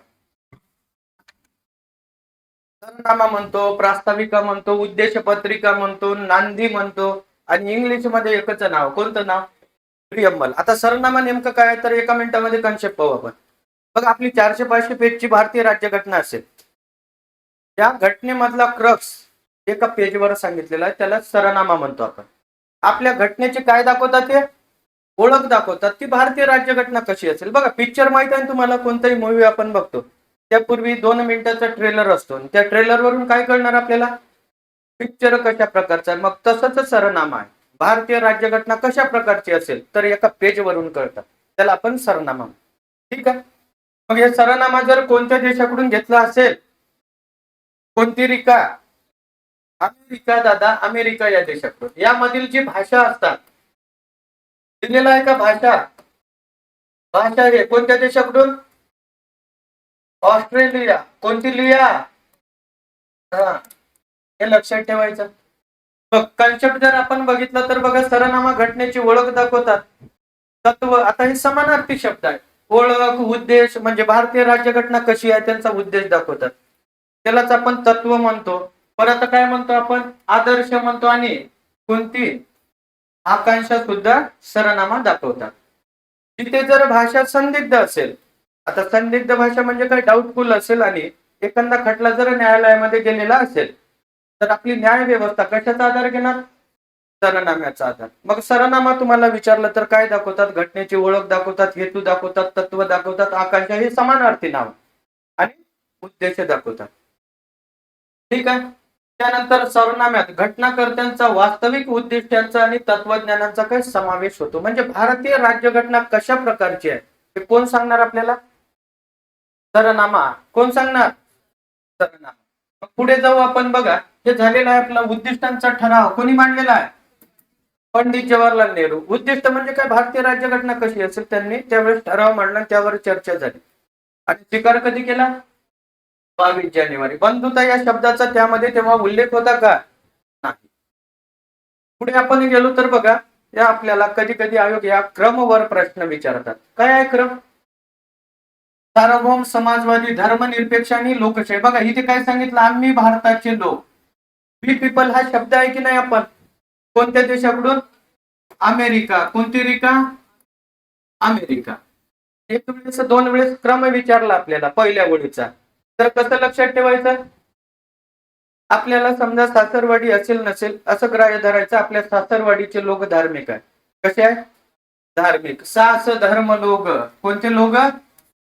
सास धर्म लोग, नाहीतर सासी भाऊ आहे, भाऊ ही सासी असं नाही. सास धर्म लोग. सा म्हणजे काय? सार्वभौम. स म्हणजे काय? समाजवादी. धर्म म्हणजे काय? तो म्हणजे काय? आणि ग म्हणजे काय? हे कुठे गेला गणराज्य इथे? समजलं का? क्रम विचारला, सास धर्म लोक लक्षात ठेवायचे. यामध्ये बघा 3 न्याय सांगितलेले आहे. कोणते न्याय दादा? सामाजिक, आर्थिक आणि राजकीय न्याय. न्याय कशाला म्हणतात तर फुल बॅच मध्ये यायचं तेव्हा सांग. न्याय कोणत्या देशाकडून? कोणत्या? रशिया. रशिया तर आपल्याला मित्र आहे आपला. रशिया या देशाकडून न्याय घेतलेले आहे. कोणत्या देशाकडून? रशिया. पुढे जर आपण गेलो तर स्वातंत्र्य बघा, किती प्रकारचे स्वातंत्र्य आहे? 5. विचार, अभिव्यक्ती, विश्वास, श्रद्धा आणि उपासना. याची ट्रिक आहे, परंतु ट्रिकला वेळ लागेल. का? विचार, विश्वास, श्रद्धा आणि उपासना कुठे गेले? हे ट्रिक असतात. कधी कधी आयोग या उपासनेला काय म्हणतात? काय म्हणतात रे दादा? पूजा सुद्धा म्हणतात. उपासनेला समानार्थी शब्द काय आहे? पूजा. मग आपण पुढे जाऊ. या समानता सांगितलेली आहे. कशाची? दर्जाची व संधीची. भारतामध्ये मला सांगा लोकशाही आहे, कायद्या पुढे कशा आहे? सर्व समान आहे. मग संधीची आणि कशाची समानता? दर्जाची. परत बघा, कोणाची एकता? राष्ट्राची आणि एकात्मता. हे सुद्धा सांगितलेलं आहे. आणि आपण संविधानाचा स्वीकार कधी केलेला आहे? 26 नोव्हेंबर या रोजी बघा अंगीकृत केलेले आहे. हे आपल्या सरनामा सांगतो आपल्याला. आता सार्वभौम, समाजवादी, धर्मनिरपेक्ष कशाला म्हणतात तर हे एवढं पाहू नये आपण. काही जो आयोग एरिया विचारतो ते पाहूया आपण. ठीक आहे, एवढं समजलं. आता सार्वभौम कशाला म्हणतात यावर तेवढे प्रश्न आलेले नाही, परंतु लक्षात ठेवा, परकीय शक्तीचा हस्तक्षेप नसणे. म्हणजे आपल्या भारतामध्ये जर आपल्याला एखादा कायदा तयार करायचा असेल तर कोण तयार करणार? भारतीय नागरिक तयार करणार. आपले रती महारथी म्हणजे खासदार आपले, आपण त्यांना निवडून दिलेला, ते तयार करणार. की तात्या ट्रम्प म्हणणार? नाही. जाऊ द्या. बघा काय लक्षात ठेवायचं, स्वतःची डिसिजन काय घेणे? स्वतः घेणे. परकीय शक्तीचा काय नसणे? हस्तक्षेप नसणे. कॉक्रोच जनता पार्टी. ठीक आहे, स्वतःची डिसिजन स्वतः घेणे, याला सार्वभौम म्हणतो. परंतु आता आपल्या जगामध्ये अनेक आंतरराष्ट्रीय संघटना पाहायला मिळतात. भारत त्यांचा सदस्य आहे की नाही? ब्रिक्स असेल, IMF असेल, परत वर्ल्ड बँक असेल. मग आपण जर त्या देशा म्हणजे त्या संघटनेचं सदस्यत्व जर स्वीकारलं तर सार्वभौम या शब्दाचा ऱ्हास होणार नाही. का बरं? चांगल्यासाठी आहे ना. आपल्याला कर्ज कोणी दिलं होतं 1991 मध्ये? कोणी? IMF यांनी दिलं होतं का? आंतरराष्ट्रीय नाणेनिधी म्हणतो आपण. म्हणून आपण काय करतो? सदस्यत्व स्वीकारतो. परत बघा, आपल्या देशाचा काही भाग दुसऱ्या देशाला द्यायचा आहे, दुसऱ्या देशाचा घ्यायचा असेल, फक्त द्यायचा नाही घ्यायचा सुद्धा, तर सार्वभौम या शब्दाचा काय होणार नाही? त्रास होणार नाही. एवढं लक्षात ठेवायचं. कधी प्रश्न आलेला नाही, पण आपण पाहिलेला. पुढे जाऊ आपण. कोणतं वादी? समाजवादी. आता समाजवादी हा शब्द मूळ घटनेमध्ये नव्हता. समाजवादी कशाला म्हणतो आपण? आपल्या जगामध्ये बघा 2 अर्थव्यवस्था पाहायला मिळतात. कोणत्या असेल? एक साम्यवादी देश असतात, दुसरे काय? भांडवलशाही देश. कोणते असतात? साम्यवादी आणि भांडवलशाही. भांडवलशाही म्हणजे काय? भांडणं करतात का? नाही. बघ काय, खाजगी क्षेत्रासाठी ते खुले असतात. आणि समाजवादी खाजगी क्षेत्रासाठी खुले नसतात. सर्व उत्पादन कोण करतात? सरकार करतात, गव्हर्नमेंट करतात. परंतु भारतामध्ये जरी समाजवादी हा शब्द आहे आपल्या भारतीय राज्यघटनेमध्ये, तर हा लोकशाही समाजवाद आहे. कोणता समाजवाद आहे हा? लोकशाही. आणि लोकशाही समाजवाद काय सांगतात तर लोकशाही समाजवाद हे मिक्स स्वरूपांची अर्थव्यवस्था सांगतात. मिक्स स्वरूपांची म्हणजे काय? काही खाजगी कंपन्या असेल आणि काही काय असेल सरकारच्या. मिनीरत्न, महारत्न, नवरत्न कंपन्या आहे की नाही? नाहीतर सर नवरत्न तेल थंडा थंडा कुलकुल, ते वेगळं आहे दादा. सरकारच्या सुद्धा काही डिफेन्स बघा, आपलं रेल्वे बघा, आहे का? मग आपण कोणत्या समाजवादाचा स्वीकार केला असेल तर कोणता? लोकशाही समाजवाद. आणि हा समाजवाद कोणाच्या प्रेरणेतून आला असेल? महात्मा गांधीजी यांच्या प्रेरणेतून आलेला आहे आणि आपले पंडित जवाहरलाल नेहरूजी. मग सुरुवातीला बघा आपली अर्थव्यवस्था मिक्स स्वरूपांची होती. आता काय? आता थोडीफार मिश्रकडून कुठे चाललो आपण?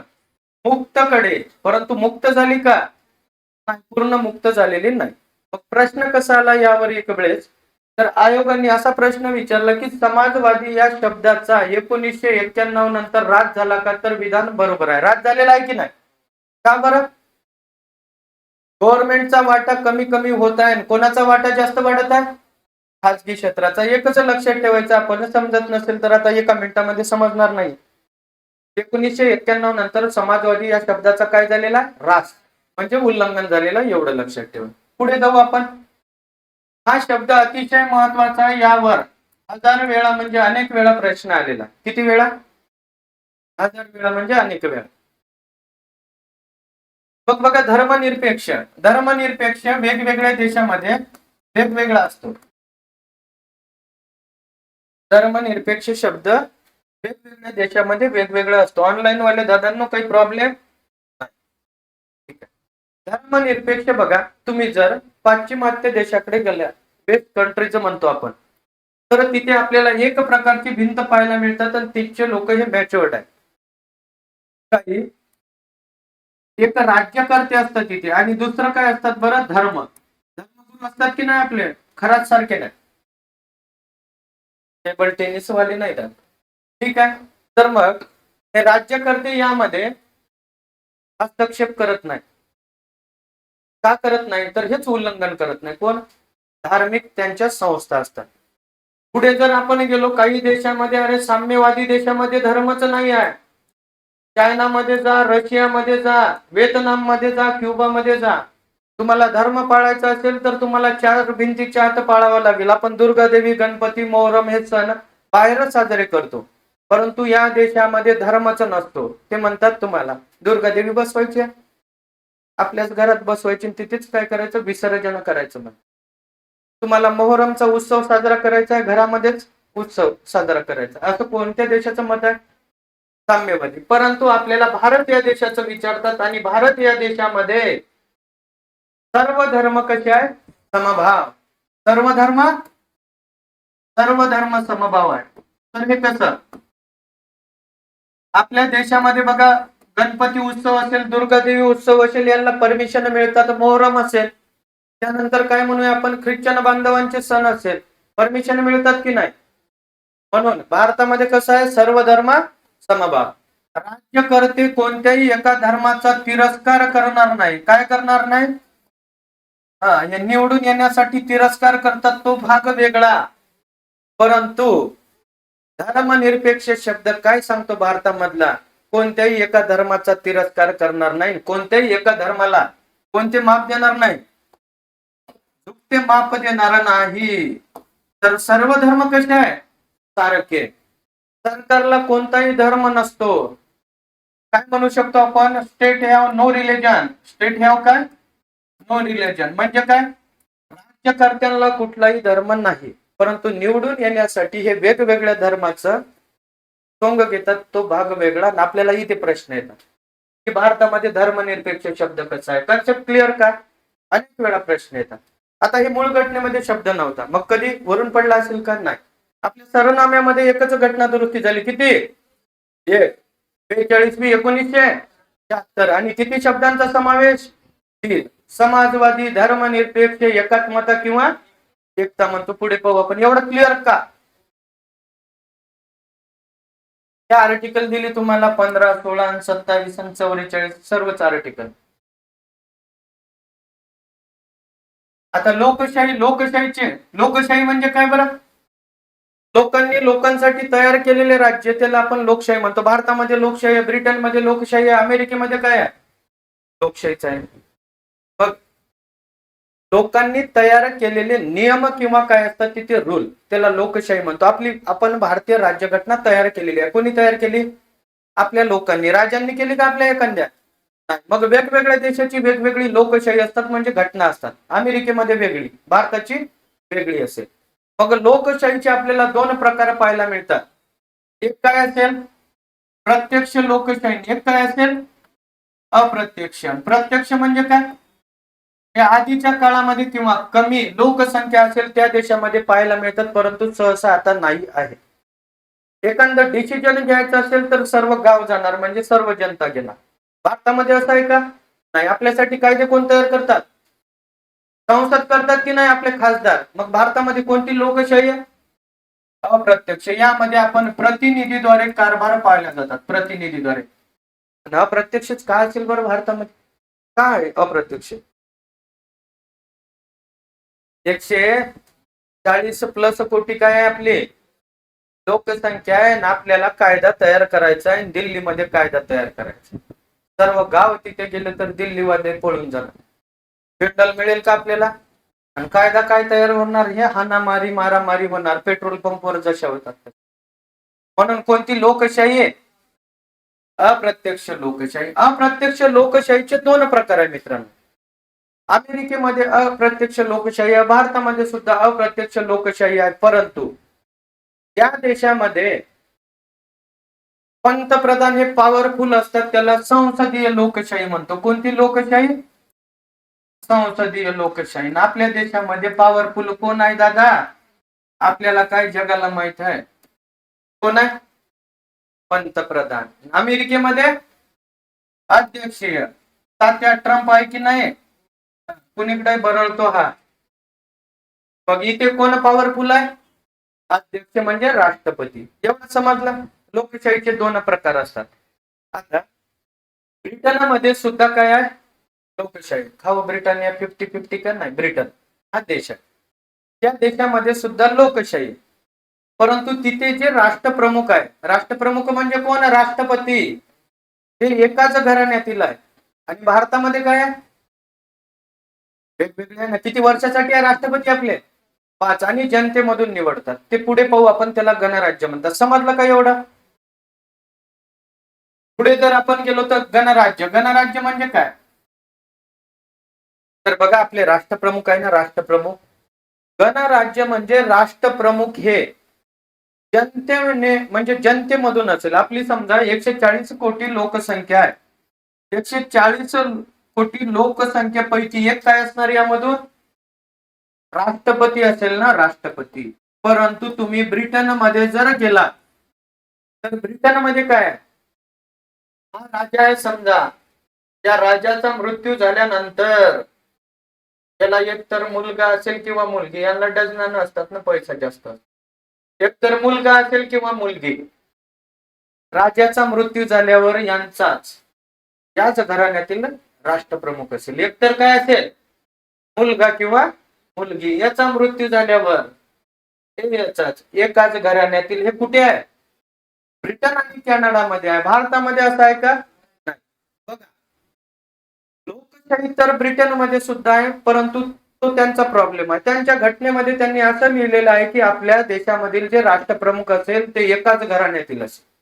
आणि आपल्या देशामध्ये गणराज्य सांगितलेलं आहे. गणराज्य म्हणजे काय? तर जनतेमधून निवडलेला राष्ट्रप्रमुख असेल, एकाच घराण्यामधून नाही. त्याला गणराज्य म्हणतो आपण. तुम्हाला जर गणराज्य म्हणजे काय तर राष्ट्रप्रमुखाविषयी लक्षात ठेवायचं. आयोग कधी म्हणतात याला शासन प्रमुख, तर विधान चुकीचं आहे. शासन प्रमुख हे आपले पंतप्रधान असतात. गणराज्य म्हणजे हे आपले राष्ट्रपती हे जनतेमधून निवडलेले असेल आणि ठराविक काळासाठी. भारतामध्ये किती वर्षासाठी आहे? 5 वर्षासाठी असतात. त्याला गणराज्य म्हणतो. समजलं का एवढं? पुढे जाऊ आपण. न्याय कोणत्या देशाकडून घेतले दादा? रशिया. बघा आवाज यांचा. रशिया आपला मित्र आहे ना. रशिया. सामाजिक, आर्थिक आणि काय? राजकीय न्याय. परत बघा, स्वातंत्र्य, समानता, बंधुता आणि गणराज्य हे शब्द कोणत्या देशाकडून घेतले? फ्रेंच. कोणत्या देशाकडून? फ्रान्स देशाकडून. ठीक आहे. बघा, हे जे शब्द आहे ना, स्वातंत्र्य, समता, बंधुता, आता आपण म्हणतो फ्रान्स या देशाकडून, बरोबर आहे.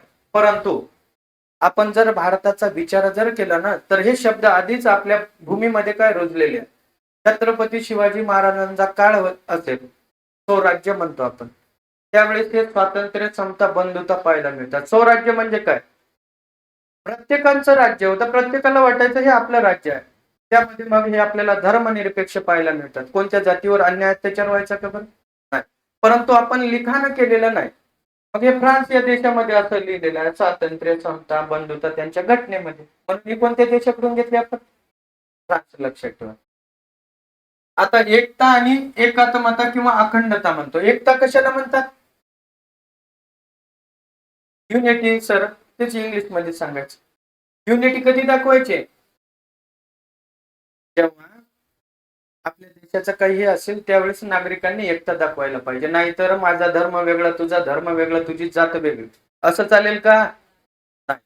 क्रिकेटची मॅच बघतो बघा आपण, तेव्हा आपल्याला एकता पाहायला मिळतात. रोहित शर्माने सिक्स मारल्यावर काय सर्व भारतीय सपोर्ट करतात की नाही? आउट झाल्यावर सिक्स मारले. आणि एकात्मता किंवा अखंडता कशाला म्हणतो? अखंड भारत आहे की नाही? तर अखंडता म्हणजे काय? तर असा आपल्या मनामध्ये विचार असायला नको की बाबा आपल्याला भारतामधून वेगळंच राष्ट्र बनवायचं आहे, म्हणजे महाराष्ट्र आहे. तर महाराष्ट्र सरकारने असं म्हणायला नाही पाहिजे आम्हाला वेगळं काय बनवायचं आहे, राष्ट्र. अखंड भारत आहे की नाही? हे प्रादेशिक रिलेटेड सांगतात आपल्याला. भौगोलिक प्रदेश म्हणजे याला अखंडता म्हणतो. एकता हे व्यक्तीच्या रिलेटेड. ते समजत नसेल तरी टेन्शन घेऊ नका, कधी यावर प्रश्न आलेले नाही. पुढे जाऊ आपण. हे महत्वाचं आहे. याला किती स्टार मार्क करायचे?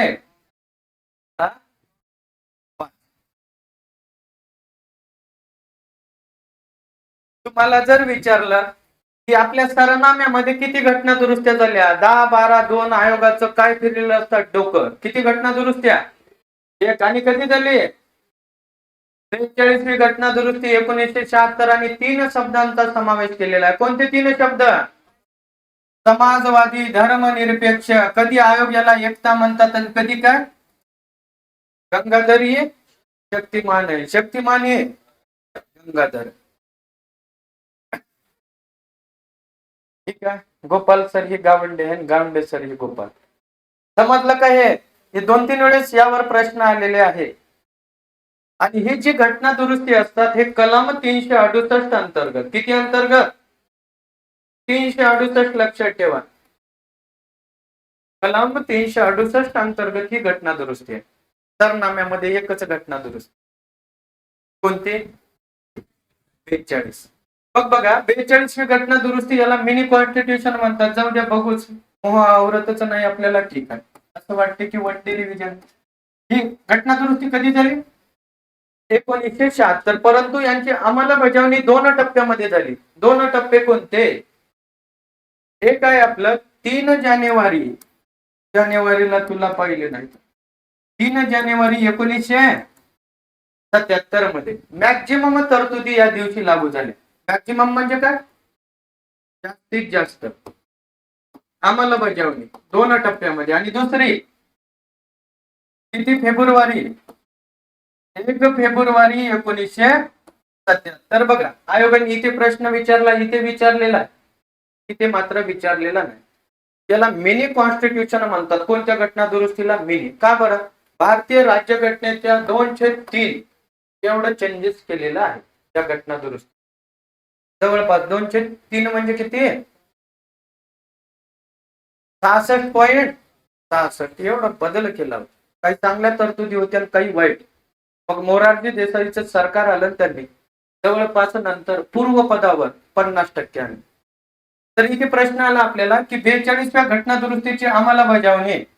आता कधी कधी आयोग असं म्हणतात 3/1/1977. एक जण म्हणे सर तुम्ही जानेवारी लिहून दिलं आणि इथे तर एक विचार.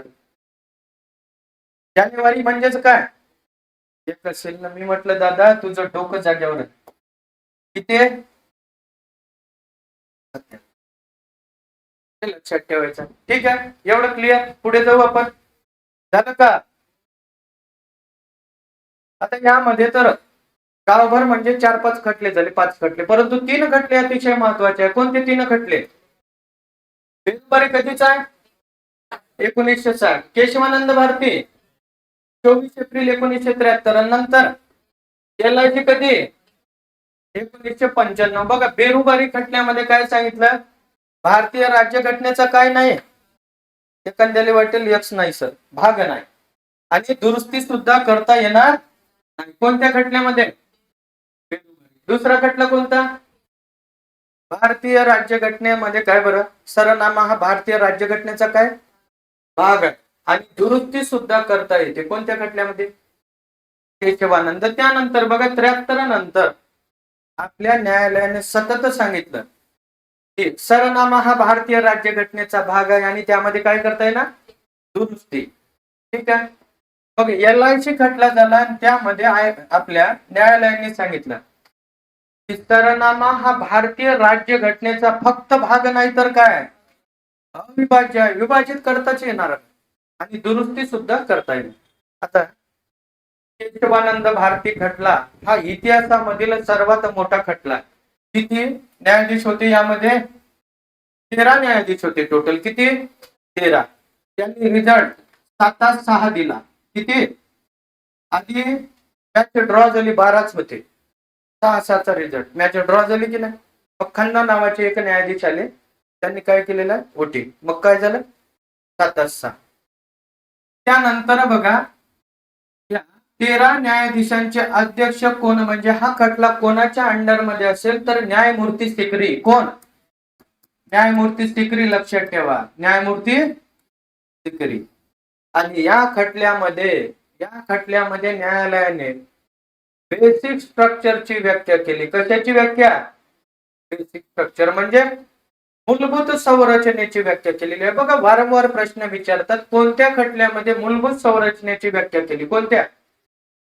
केशवानंद भारती खटला. मूलभूत संरचना वेळ नाही आपल्याकडे. बघा भारतीय राज्यघटनेला जर इजा पोहोचत असेल तर न्यायालय काय करतात, एखादा कायदा तयार केलेला असेल तर ते बाद ठरवतात. त्याला काय म्हणतो आपण? Basic structure. 99वी घटना दुरुस्ती न्यायालयाने काय ठरवलेली आहे? रद्द ठरवली. समजलं? एवढं पुढे जाऊ. आता हे 2 खटले झाले, हे टेन्शन घ्यायचं नाही, यावर तेवढे प्रश्न येत नाही. बघा राजन सिंग विरुद्ध काय राजस्थान, भारतीय राज्यघटनेचा भाग नाही आणि काय दुरुस्ती सुद्धा करता येत नाही. 1973 पूर्वीचे जे खटले झालेले आहे असं लक्षात ठेवायचं. त्यामध्ये सांगितलं की सरनामा हा भारतीय राज्यघटनेचा भाग नाही, त्यामध्ये काय करता येणार नाही, दुरुस्ती सुद्धा करता येणार. मुंबई खटला म्हणजे काय? मुंबई नाही, आपलं मुंबई नावाचे एक कर्नाटक मध्ये मुख्यमंत्री होते. ठीक आहे. आणि या खटल्यामध्ये सुद्धा काय सांगितलं, अविभाज्य भाग आहे आणि दुरुस्ती सुद्धा करता येते. एवढं क्लिअर? परत बघा आपल्या सरनाम्याविषयी 2 नकारात्मक पॉइंट आहेत. सरनामा हा कसा आहे? गैर न्याय प्रविष्ट आहे. कसा आहे? गर्विष्ठ नाही रे दादा. गैर न्याय प्रविष्ट म्हणजे न्याय प्रविष्ट नाही, म्हणजेच गैर न्याय. हा, न्यायालय काय करणार नाही, हस्तक्षेप करणार नाही, त्याला गैर न्याय प्रविष्ट म्हणतो. इथे जर प्रश्न आला तर गडबड करायची नाही. आपला सरनामा बघा भारतीय राज्यघटनेचा स्रोत आहे ना. का बरं स्रोत आहे? 500 पेजची भारतीय राज्यघटना असेल, मेन पॉइंट एका सरनाम्यावर सांगितलेले आहे. म्हणून सरनामा हा भारतीय राज्यघटनेचा काय आहे? स्रोत आहे. स्रोत आहे, भाग आहे एकच. असं जर स्टेटमेंट आलं तर बरोबर.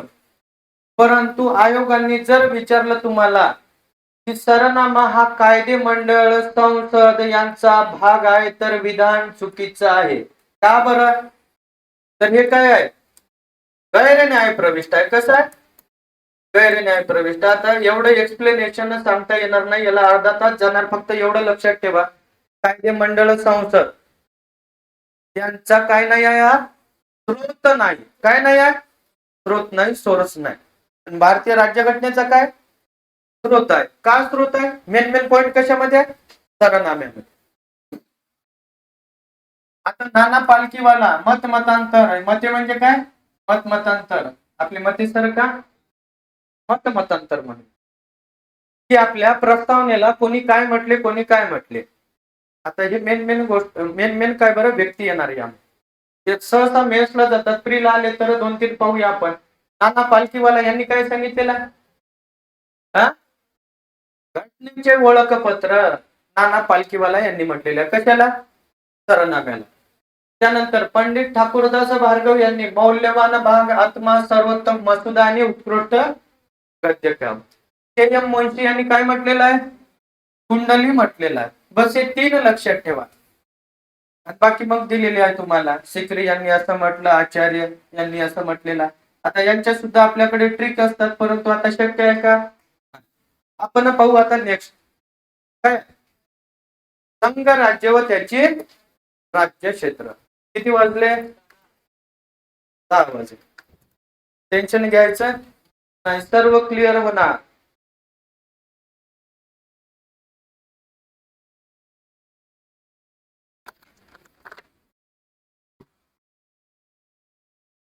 संघ राज्य व त्याची राज्य क्षेत्र हे भारतीय राज्य घटनेच्या भाग किती मध्ये, आधी तर भाग लक्षात ठेवायचे. भाग किती मध्ये आहे? 1.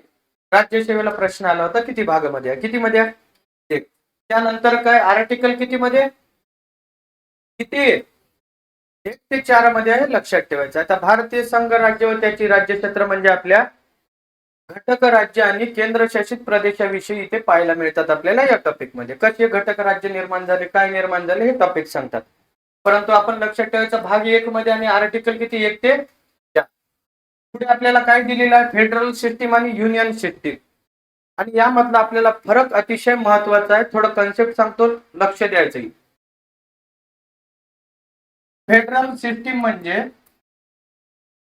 संघ सिस्टीम म्हणतो आपण, ठीक आहे. आणि काय, नंतर युनियन. आता फेडरल म्हणजे काय असेल तर यामध्ये लक्षात ठेवायचं आपण, जवळपास दोघांना सारखा अधिकार, दोघांना सारखा अधिकार. दोघांना म्हणजे कोणाला, एक केंद्र सरकार आणि दुसरं काय, राज्य सरकार. थोडा फारच केंद्राला जास्त अधिकार असतो, परंतु जवळ जवळ सारखाच अधिकार. कोणत्या सिस्टीम मध्ये? फेडरल. समजा बघा, जगामध्ये जर आपण विचार केला तर राष्ट्र कसं निर्माण होत असेल, तर आपले जे घटक राज्य पाहतो आपण, छोटी छोटी घटक राज्य एकत्र आली. किती घटक राज्य आहे भारतामध्ये? 28. तसंच मग इतर देशामध्ये सुद्धा घटक राज्य आहे. अमेरिकेचा जर तुम्ही विचार केला तर 55+ घटक राज्य आहेत. मग आता फेडरल सिस्टीम भारतामध्ये सहसा आपल्याला पाहायला मिळत नाही, फक्त 2-4 पॉइंट यामधले पाहायला मिळतात. ही फेडरल सिस्टीम अमेरिकेमध्ये आहे, आफ्रिकेमध्ये आहे, अनेक देशामध्ये आहे. हा एक देश आहे, छोटी छोटी राज्य एकत्र आलेली आहे आणि त्यापासून काय निर्माण झालेलं आहे, देश किंवा राष्ट्र निर्माण झालेलं आहे. आणि या सिस्टीम मध्ये काय असतात, केंद्र सरकार आहे आपलं आणि एक काय राज्य सरकार. या दोघांना सारखाच अधिकार असतो. सारखा अधिकार म्हणजे संविधान असेल तर किती संविधान असणार, आणि संविधान किती असेल, 2 असेल. एक कोणाचं असेल, केंद्र सरकार, आणि एक काय, राज्य सरकार. नागरिकत्व किती असणार, नागरिकत्व 2 असेल. एक कोणाचं असेल, केंद्र सरकार, आणि एक काय, झेंडा किती असेल, फ्लॅग म्हणतो आपण, 2. एक केंद्र सरकारचा असेल आणि एक काय, न्याय व्यवस्था कशी असेल, इथे दुहेरी न्याय व्यवस्था असेल. एक कोणाची असेल, केंद्र सरकारची, आणि एक काय, राज्य सरकारची. अधिकाराची विभागणी असतात यामध्ये, केंद्राला वेगळे अधिकार आणि राज्याला काय असेल, वेगळे अधिकार. ठीक आहे. बघ, काही बाबतीत भारताचा जर आपण विचार केला तर आपली तशी युनियन सिस्टीमचा जास्तीत जास्त वापर केलेला. कोणत्या सिस्टीमचा? युनियन. पुढची पाहणार, यामधले काहीच पॉइंट आपल्याला पाहायला मिळतात. संघ राज्यात मधले काही पॉइंट आपण घेतलेले आहेत. जसं कोणते पॉइंट घेतले असेल आपण, अधिकाराची विभागणी आहे की नाही, समवर्त सूची बघा, केंद्र सूची, राज्य सूची आणि समवर्त सूची आहे की नाही. ते कशाचा पार्ट असतात, फेडरल सिस्टीमचा आहे. कशाचा आहे, एवढं समजलं. आता पाहू आपण युनियन सिस्टीम. युनियन म्हणजे एकात्म सिस्टीम. युनियन म्हणजे काय, एकात्म. आणि जास्तीत जास्त आपण भारताने या सिस्टीमचा वापर केलेला आहे जास्तीत जास्त. तिथे बघा, छोटी छोटी राज्य एकत्र आलेली आहे, त्यापासून काय निर्माण झालेलं आहे, देश किंवा राष्ट्र. आज आपली 28 घटक राज्य एकत्र आले, त्यापासून काय झालेला आहे, भारत देश तयार झालेला. या सिस्टीम मध्ये जर विचार केला आपण तर केंद्र सरकारला हा जास्त अधिकार असतो. कोणाला जास्त, केंद्राला. राज्याला कसा असेल, कमी अधिकार असतो. कोणाला, राज्य सरकारला. मग संविधान, इथे संविधान किती असणार, एकच संविधान असेल. संविधान किती असेल, एकच संविधान. एकच काय, नागरिकत्व असेल. नागरिकत्व किती, एकच असेल. झेंडा एक असेल. त्यानंतर काय म्हणूया आपण, न्याय व्यवस्था. न्याय व्यवस्था एकेरी असेल. न्याय व्यवस्था कशी आहे, एकेरी असेल. अशा गोष्टी आपल्याला कोणत्या सिस्टीम मध्ये पाहायला मिळतात? युनियन, एकात्म सिस्टीम म्हणतो. तसंच बघा आणीबाणी. आणीबाणी माहित आहे ना? आणीबाणी हे कोणत्या सिस्टीमचा पार्ट आहे? एकात्म किंवा युनियन सिस्टीमचा. मग आयोग आपल्याला काय विचारतात की भारतामध्ये बघा किती संविधान आहे? एकच आहे. नागरिकत्व किती आहे? झेंडे किती आहे आपले? एक. 2019 पूर्वी जम्मू काश्मीरचा वेगळा होता, तो भाग वेगळा, परंतु आता किती आहे? एकच. न्याय व्यवस्था कशी आहे आपली? एक एरिया. आणीबाणी भारतामध्ये सुद्धा लागू होतात. मग प्रश्न कसा येतात त्यावरून आन्सर द्यायचा. आपल्याला विचारतात की भारतामध्ये संघ शासन आहे. संघ म्हटल्याबरोबर काय? दोन दोन.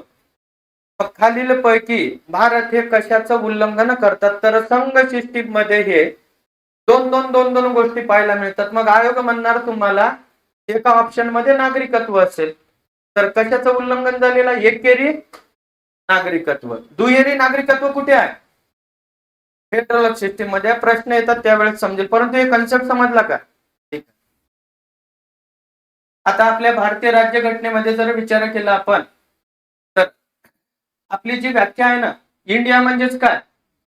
बघा यावर प्रश्न येतात. भारताला किती नाव आहे? आपल्या देशाला किती नाव आहे? दोन. कोणते दोन नाव? इंडिया आणि भारत. का बरं असं? जेव्हा बघा आपल्या संविधान सभेमध्ये चर्चा सुरू होती की आपल्या देशाला नाव काय द्यायचं, त्यावेळेस काही सदस्यांचं म्हणणं होतं इंडिया नाव द्या, काही सदस्यांचं म्हणणं होतं भारत नाव द्या. चर्चा करू करू करू करू थकले. त्या बडदोगांनी असं ठरवलं की दोन्ही नाव असेल. भारताला किती नाव आहे मग? इंडिया म्हणजेच भारत. भारत हा कशाचा संघ?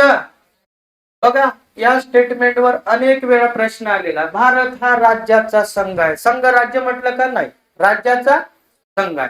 राज्यांना फुटून बाहेर पडण्याचा अधिकार नाही आपल्या. महाराष्ट्र सरकारनं जर म्हटलं, आपल्या महाराष्ट्राने म्हटलं की आम्ही वेगळं काय बनवतो, चालेल का सर? नाही. म्हणून राज्यांना फुटून बाहेर पडण्याचा अधिकार नाही आहे. नाहीतर आजपर्यंत आपल्या देशाचे 28 तुकडे झाले असते. सुरुवातीला तामिळची मागणी होती, नंतर सेवन सिस्टर, आता खलिस्तान पाहतो आपण. परंतु आपण म्हणजेच डॉक्टर बाबासाहेब आंबेडकरांनी यांचा उल्लेख केला. भारत हा राज्याचा संघ असेल आणि राज्यांना फुटून बाहेर पडण्याचा काय नाही आहे, अधिकार नाही, हे सांगितलेलं. भारत अमेरिका सारख्या राज्याच्या करारानुसार बनलेला नाही. आपण करार करून एकत्र आलेलो ना. म्हणजे जे आपले घटक राज्य आहे ना, त्यांनी केंद्र सरकार सोबत करार केलेला नाही की आमचे दोन संविधान असणार, आम्हाला दोन घटना असेल, आम्हाला दोन नागरिकत्व द्या, आम्हाला 10 झेंडे असेल, असा करार आहे का? नाही. अमेरिकेमध्ये करार आहे. म्हणजे काय? संघ सिस्टीम मध्ये करार असतात, परंतु भारतामध्ये असा करार नाही. म्हणून भारत देश हा एकत्र आहे. हे बघा, राज्यांना बाहेर फुटून पडण्याचा काय नाही, अधिकार नाही. हे किती मध्ये सांगितलेलं आहे? आर्टिकल 1 मध्ये. पुढे जर आपण गेलो तर भारत हा पूर्णपणे काय? एकात्म व अखंड आहे. आता अमेरिका, स्वित्झर्लंड यामध्ये महासंघ आहे. जर्मनी, त्यानंतर आपण ऑस्ट्रेलिया असेल, दक्षिण आफ्रिका असेल, इथे सुद्धा बघा संघ सिस्टीम आहे. परंतु भारत हे वेगळ्याच प्रकारचे काय? संघ. भारत हा वेगळ्याच प्रकारचा संघ शासन आहे, त्यांच्यापेक्षा वेगळा. कॅनडा आणि भारत जवळपास सारखेच.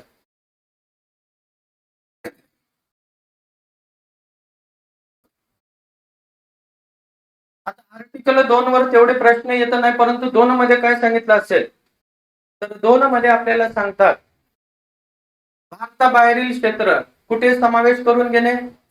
भारतामध्ये. म्हणजे सध्या आपल्या भारत देशाचा पार्ट नाही आहे. बलोचिस्तान आहे की नाही? कुठे आहे सध्या? पाकिस्तानमध्ये. जर बलोचिस्तानला भारतामध्ये समावेश करून घ्यायचा असेल तर आर्टिकल किती नुसार? 2 नुसार. असं एक वेळेस झालेलं आहे. सिक्कीम आहे ना, सिक्कीम हे राज्य आहे ना सध्या. सिक्कीम हे आधी भारताचा पार्ट नव्हता, हे वेगळंच राष्ट्र होतं. परंतु 1975 मध्ये आपण कशाचा पार्ट? भारताचा पार्ट. कोणत्या? तर आर्टिकल 2 नुसार. बघा, भारताबाहेरील क्षेत्र हे भारतामध्ये समावेश करायचा असेल तर आर्टिकल किती नुसार? 2 नुसार. आणि आपल्याला पहिली अनुसूचीमध्ये काय पाहायला मिळतात तर बघा, आपले जे घटक राज्य आणि केंद्रशासित प्रदेश आहेत त्यांचे नाव आणि काय? विस्तार. पहिल्या अनुसूचीमध्ये काय? किती अनुसूची आहे सध्या? 12 अनुसूच्या आहे. किती आहे? 12. पहिल्या अनुसूचीमध्ये काय, दुसऱ्यामध्ये काय, तिसऱ्यामध्ये काय, चौथ्यामध्ये काय हे विचारतात. तर पहिल्या अनुसूचीमध्ये काय आहे? संघ राज्य, घटक राज्य यांची नावे आणि विस्तार. कलम 2. ठीक आहे. बघा सिक्कीमचा आपण उल्लेख केलेला. पुढे जाऊ आपण आर्टिकल 3 वर. अनेक वेळा प्रश्न येतात आपल्याला. आर्टिकल किती? 3. अंतर्गत बदल म्हणतो आपण. कोणता बदल? अंतर्गत. एका राज्याचे 2 राज्य करायचे आहे. आर्टिकल किती नुसार? 3 नुसार. केंद्रशासित प्रदेशांचं राज्यामध्ये रूपांतर करायचं आहे. आर्टिकल किती नुसार? 3. बघा आर्टिकल 3 काय सांगतात? समजा हे घटक राज्य आहे. या घटक राज्याचे 2 राज्य करायचे आहे. 2014 पूर्वी आंध्र प्रदेश आहे की नाही? आंध्र प्रदेश हा आंध्र प्रदेश आणि तेलंगणा एकत्र होतं. आता तेलंगणा वेगळं राज्य आहे आणि आंध्र प्रदेश काय वेगळं राज्य आहे. मग या 2 राज्यांची निर्मिती कोणी केली असेल? संसदेला अधिकार आहे. कोणाला? एका राज्याचे 2 तुकडे करणे. कोणाला अधिकार? संसदेला. 2 राज्य आहे. समजा हे महाराष्ट्र आहे आणि हे काय? गुजरात राज्य आहे. एखाद्या राज्याची सीमा हे वाढवू शकतात. सीमा म्हणजे बाउंड्री दादा. बाउंड्री वाढवू शकतात. कोण? संसद. त्यांनी ठरवलं की गुजरातची आपल्याला काही सीमा देणार, हे कधीच स्वप्नातही देणार नाही सध्या तरी. फक्त आपण एक्झाम्पल पाहतो. देणार काय? नाही. राज्याची सीमा वाढवू शकतात. सीमा वाढवू शकणे म्हणजे काय? पार्ट. महाराष्ट्राला काही पार्ट देणे. एखाद्या राज्याची सीमा कमी करणे. हे बघा गुजरातची कमी केली. फक्त स्वप्न पाहायचं आपण सध्या ना. ठीक आहे. एखादा प्रदेश हे 2 राज्यामधून वेगळा करू शकतात. समजा आपलं महाराष्ट्र राज्य आहे आणि दुसरं काय आहे? कर्नाटक आहे. इथे बेळगाव आहे. बेळगाव काय म्हणतात? आम्हाला कशाचा पाठ? महाराष्ट्राचा पाठ. परंतु केंद्र सरकारनं म्हणजे आपल्या संसदेनं ठरवलं की बाबा हे पार्टच वेगळा, आपण याला वेगळंच काय केंद्रशासित प्रदेश म्हणून घोषित करूया. वेगळं झालं आहे की नाही? कशापासून? कर्नाटक पासून. हा सर्व अधिकार कोणाला आहे? संसदेला आहे. आणि आर्टिकल किती नुसार? 3 नुसार संसदेला अधिकार असतो. मग बघा एक प्रोसेस पाहायची. या प्रोसेसवर अनेक वेळा प्रश्न येतात. आपल्या संसदेमध्ये किती सभागृह आहे? 2 सभागृह. एक काय? लोकसभा आणि दुसरं राज्यसभा. मग कोणताही एखादा संसदेचा सदस्य हा ठराव मांडणार की एका राज्याचे काय करायचे आहे? 2 तुकडे किंवा जे काय असेल बदल. ठराव मांडल्यानंतर हे पीठासीन अधिकारी म्हणजे लोकसभेमध्ये लोकसभेचे अध्यक्ष, राज्यसभेमध्ये राज्यसभेचे अध्यक्ष, हे पीठासीन अधिकारी स्वीकार करणार. पीठासीन अधिकारी. नाहीतर पीठापासून तयार केले सर, असे अधिकारी नाही जात. आणि हे काय करतात? ठराव स्वीकारल्यानंतर राष्ट्रपती साहेबांना कळवतात. कोणाला? राष्ट्रपतीला. राष्ट्रपतींची पूर्व परवानगी आवश्यक आहे. ठराव स्वीकारल्यानंतर हे ठराव कधी चर्चेसाठी घ्यायचा आहे हे पीठासीन अधिकारी ठरवतात. परंतु हा ठराव कोणाकडे पाठवणार? ते राष्ट्रपती. आणि राष्ट्रपतींची काय घेणार? पूर्व परवानगी किंवा शिफारस म्हणू आपण. पूर्व शिफारस आवश्यक आहे. आणि हा ठराव 14 दिवस पूर्व मांडता येत नाही. म्हणजे काय? आज जर आपण स्वीकार केलेला असेल तर आजपासून 14 दिवस आधी ते चर्चेसाठी मांडता येणार नाही. किती दिवस? 14 दिवस. एवढं क्लिअर? मग हे राष्ट्रपतींकडे गेल्यानंतर राष्ट्रपती काय करतात? संबंधित राज्याच्या विधिमंडळाला पाठवतात. समजा गुजरात राज्याचे त्यांना 2 तुकडे करायचे आहेत. तर राष्ट्रपती काय करणार? कोणत्या विधिमंडळाकडे? गुजरातच्या विधिमंडळाकडे हा ठराव पाठवणार. आणि त्यांना म्हणणार तुमचे 2 तुकडे होणार आहे, तुम्ही चर्चा करा. काय करा? चर्चा. हे बिचारे चर्चा करतात. यांनी किती डोकं फोडून घेतलं. सांगितलं की नाही नाही आमचे 2 तुकडे करू नका. ते म्हणणारच ना 2 तुकडे करायचे नाही. मग यांनी जो ठराव म्हणजे पास करून हे कुठे पाठवणार? संसदेमध्ये. कोणाकडे? संसदेमध्ये. कोण? संबंधित राज्यांचं विधिमंडळ संसदेकडे पाठवणार. काय सांगणार? आमचे 2 तुकडे करू नका. परंतु हे शेवट संसदेवर काय डिपेंड असतात. संसदेला वाटलं यांचे 2 तुकडे करायचे तर 2 तुकडे करणार किंवा नाही सुद्धा. बघ, संबंधित राज्यांनी जो सल्ला दिलेला आहे तो बंधनकारक आहे का बरं? बंधनकारक नाही हे लक्षात ठेवायचं आपण. बंधनकारक नाही. कोणावर बंधनकारक नाही? संसदेवर. आणि संसदेमध्ये आपल्याला 2 सभागृह पाहायला मिळतात. एक काय आहे? लोकसभा आणि दुसरं काय आहे? राज्यसभा. आणि यामध्ये साध्या बहुमताने याला मान्यता मिळतात. कोणत्या बहुमताने? मग बघा प्रश्न कुठे येतात. तुम्हाला विचारणार आता वेळ वाढवून देण्याचा अधिकार. समजा राष्ट्रपतींनी यांना 5 दिवस दिले असेल तर हे म्हणणार आमची 5 दिवसामध्ये चर्चा होत नाही, आम्हाला जास्त द्या. तर वेळ वाढवून देण्याचा अधिकार सुद्धा कोणाला आहे? राष्ट्रपतींना. आता प्रश्न कुठे येतात ते लक्षात ठेवायचे. एका राज्याचे 2 तुकडे करायचे असेल तर राष्ट्रपतींची काय आवश्यक आहे? पूर्व परवानगी किंवा पूर्व शिफारस किंवा पूर्व परवानगी आवश्यक. संबंधित राज्यांनी जो सल्ला म्हणजे जो ठराव पारित करून कुठे पाठवलेला? संसदेकडे. तो संसदेवर बंधनकारक आहे का? नाही. संबंधित राज्यांनी दिलेला काय म्हणूया आपण सल्ला किंवा ठराव बंधनकारक नाही. कोणावर बंधनकारक नाही? संसदेवर बंधनकारक नाही. आयोग काय म्हणतात? बंधनकारक आहे. आयोगाचं काय फिरलेलं असतात? डोकं. आयोगाचं डोकं नाही. आपणच व्यवस्थित अभ्यास केला नाही तर ते आपलं डोकं फिरवतात. आणि संसदेमध्ये काय? कोणत्या बहुमताने? साध्या बहुमताने याला मान्यता. आयोग म्हणतात विशेष बहुमत विधान चुकीचं असेल. कलम 368 अंतर्गत नाही मित्रांनो. 368 अंतर्गत ही घटना दुरुस्ती मानण्यात येणार नाही. याच एरियावर प्रश्न येतात. एवढं क्लिअर का? आता राहिलेला पाठ काय करू? थोडा चहा घेऊ, नंतर सुरू करू. लगेच किती मिनिटांमध्ये? हा, तसं 10 सांगायचे, 5 सांगायचे, 15 मिनिटांमध्ये काय होणार? स्टार्ट. हे राहिलं ना, राहिलेला पार्ट पुढे पाहू आपण. ते आयोग वगैरे राहिले या टॉपिक मधले. संपलं नाही, फक्त आर्टिकल 3 समाप्त झाले.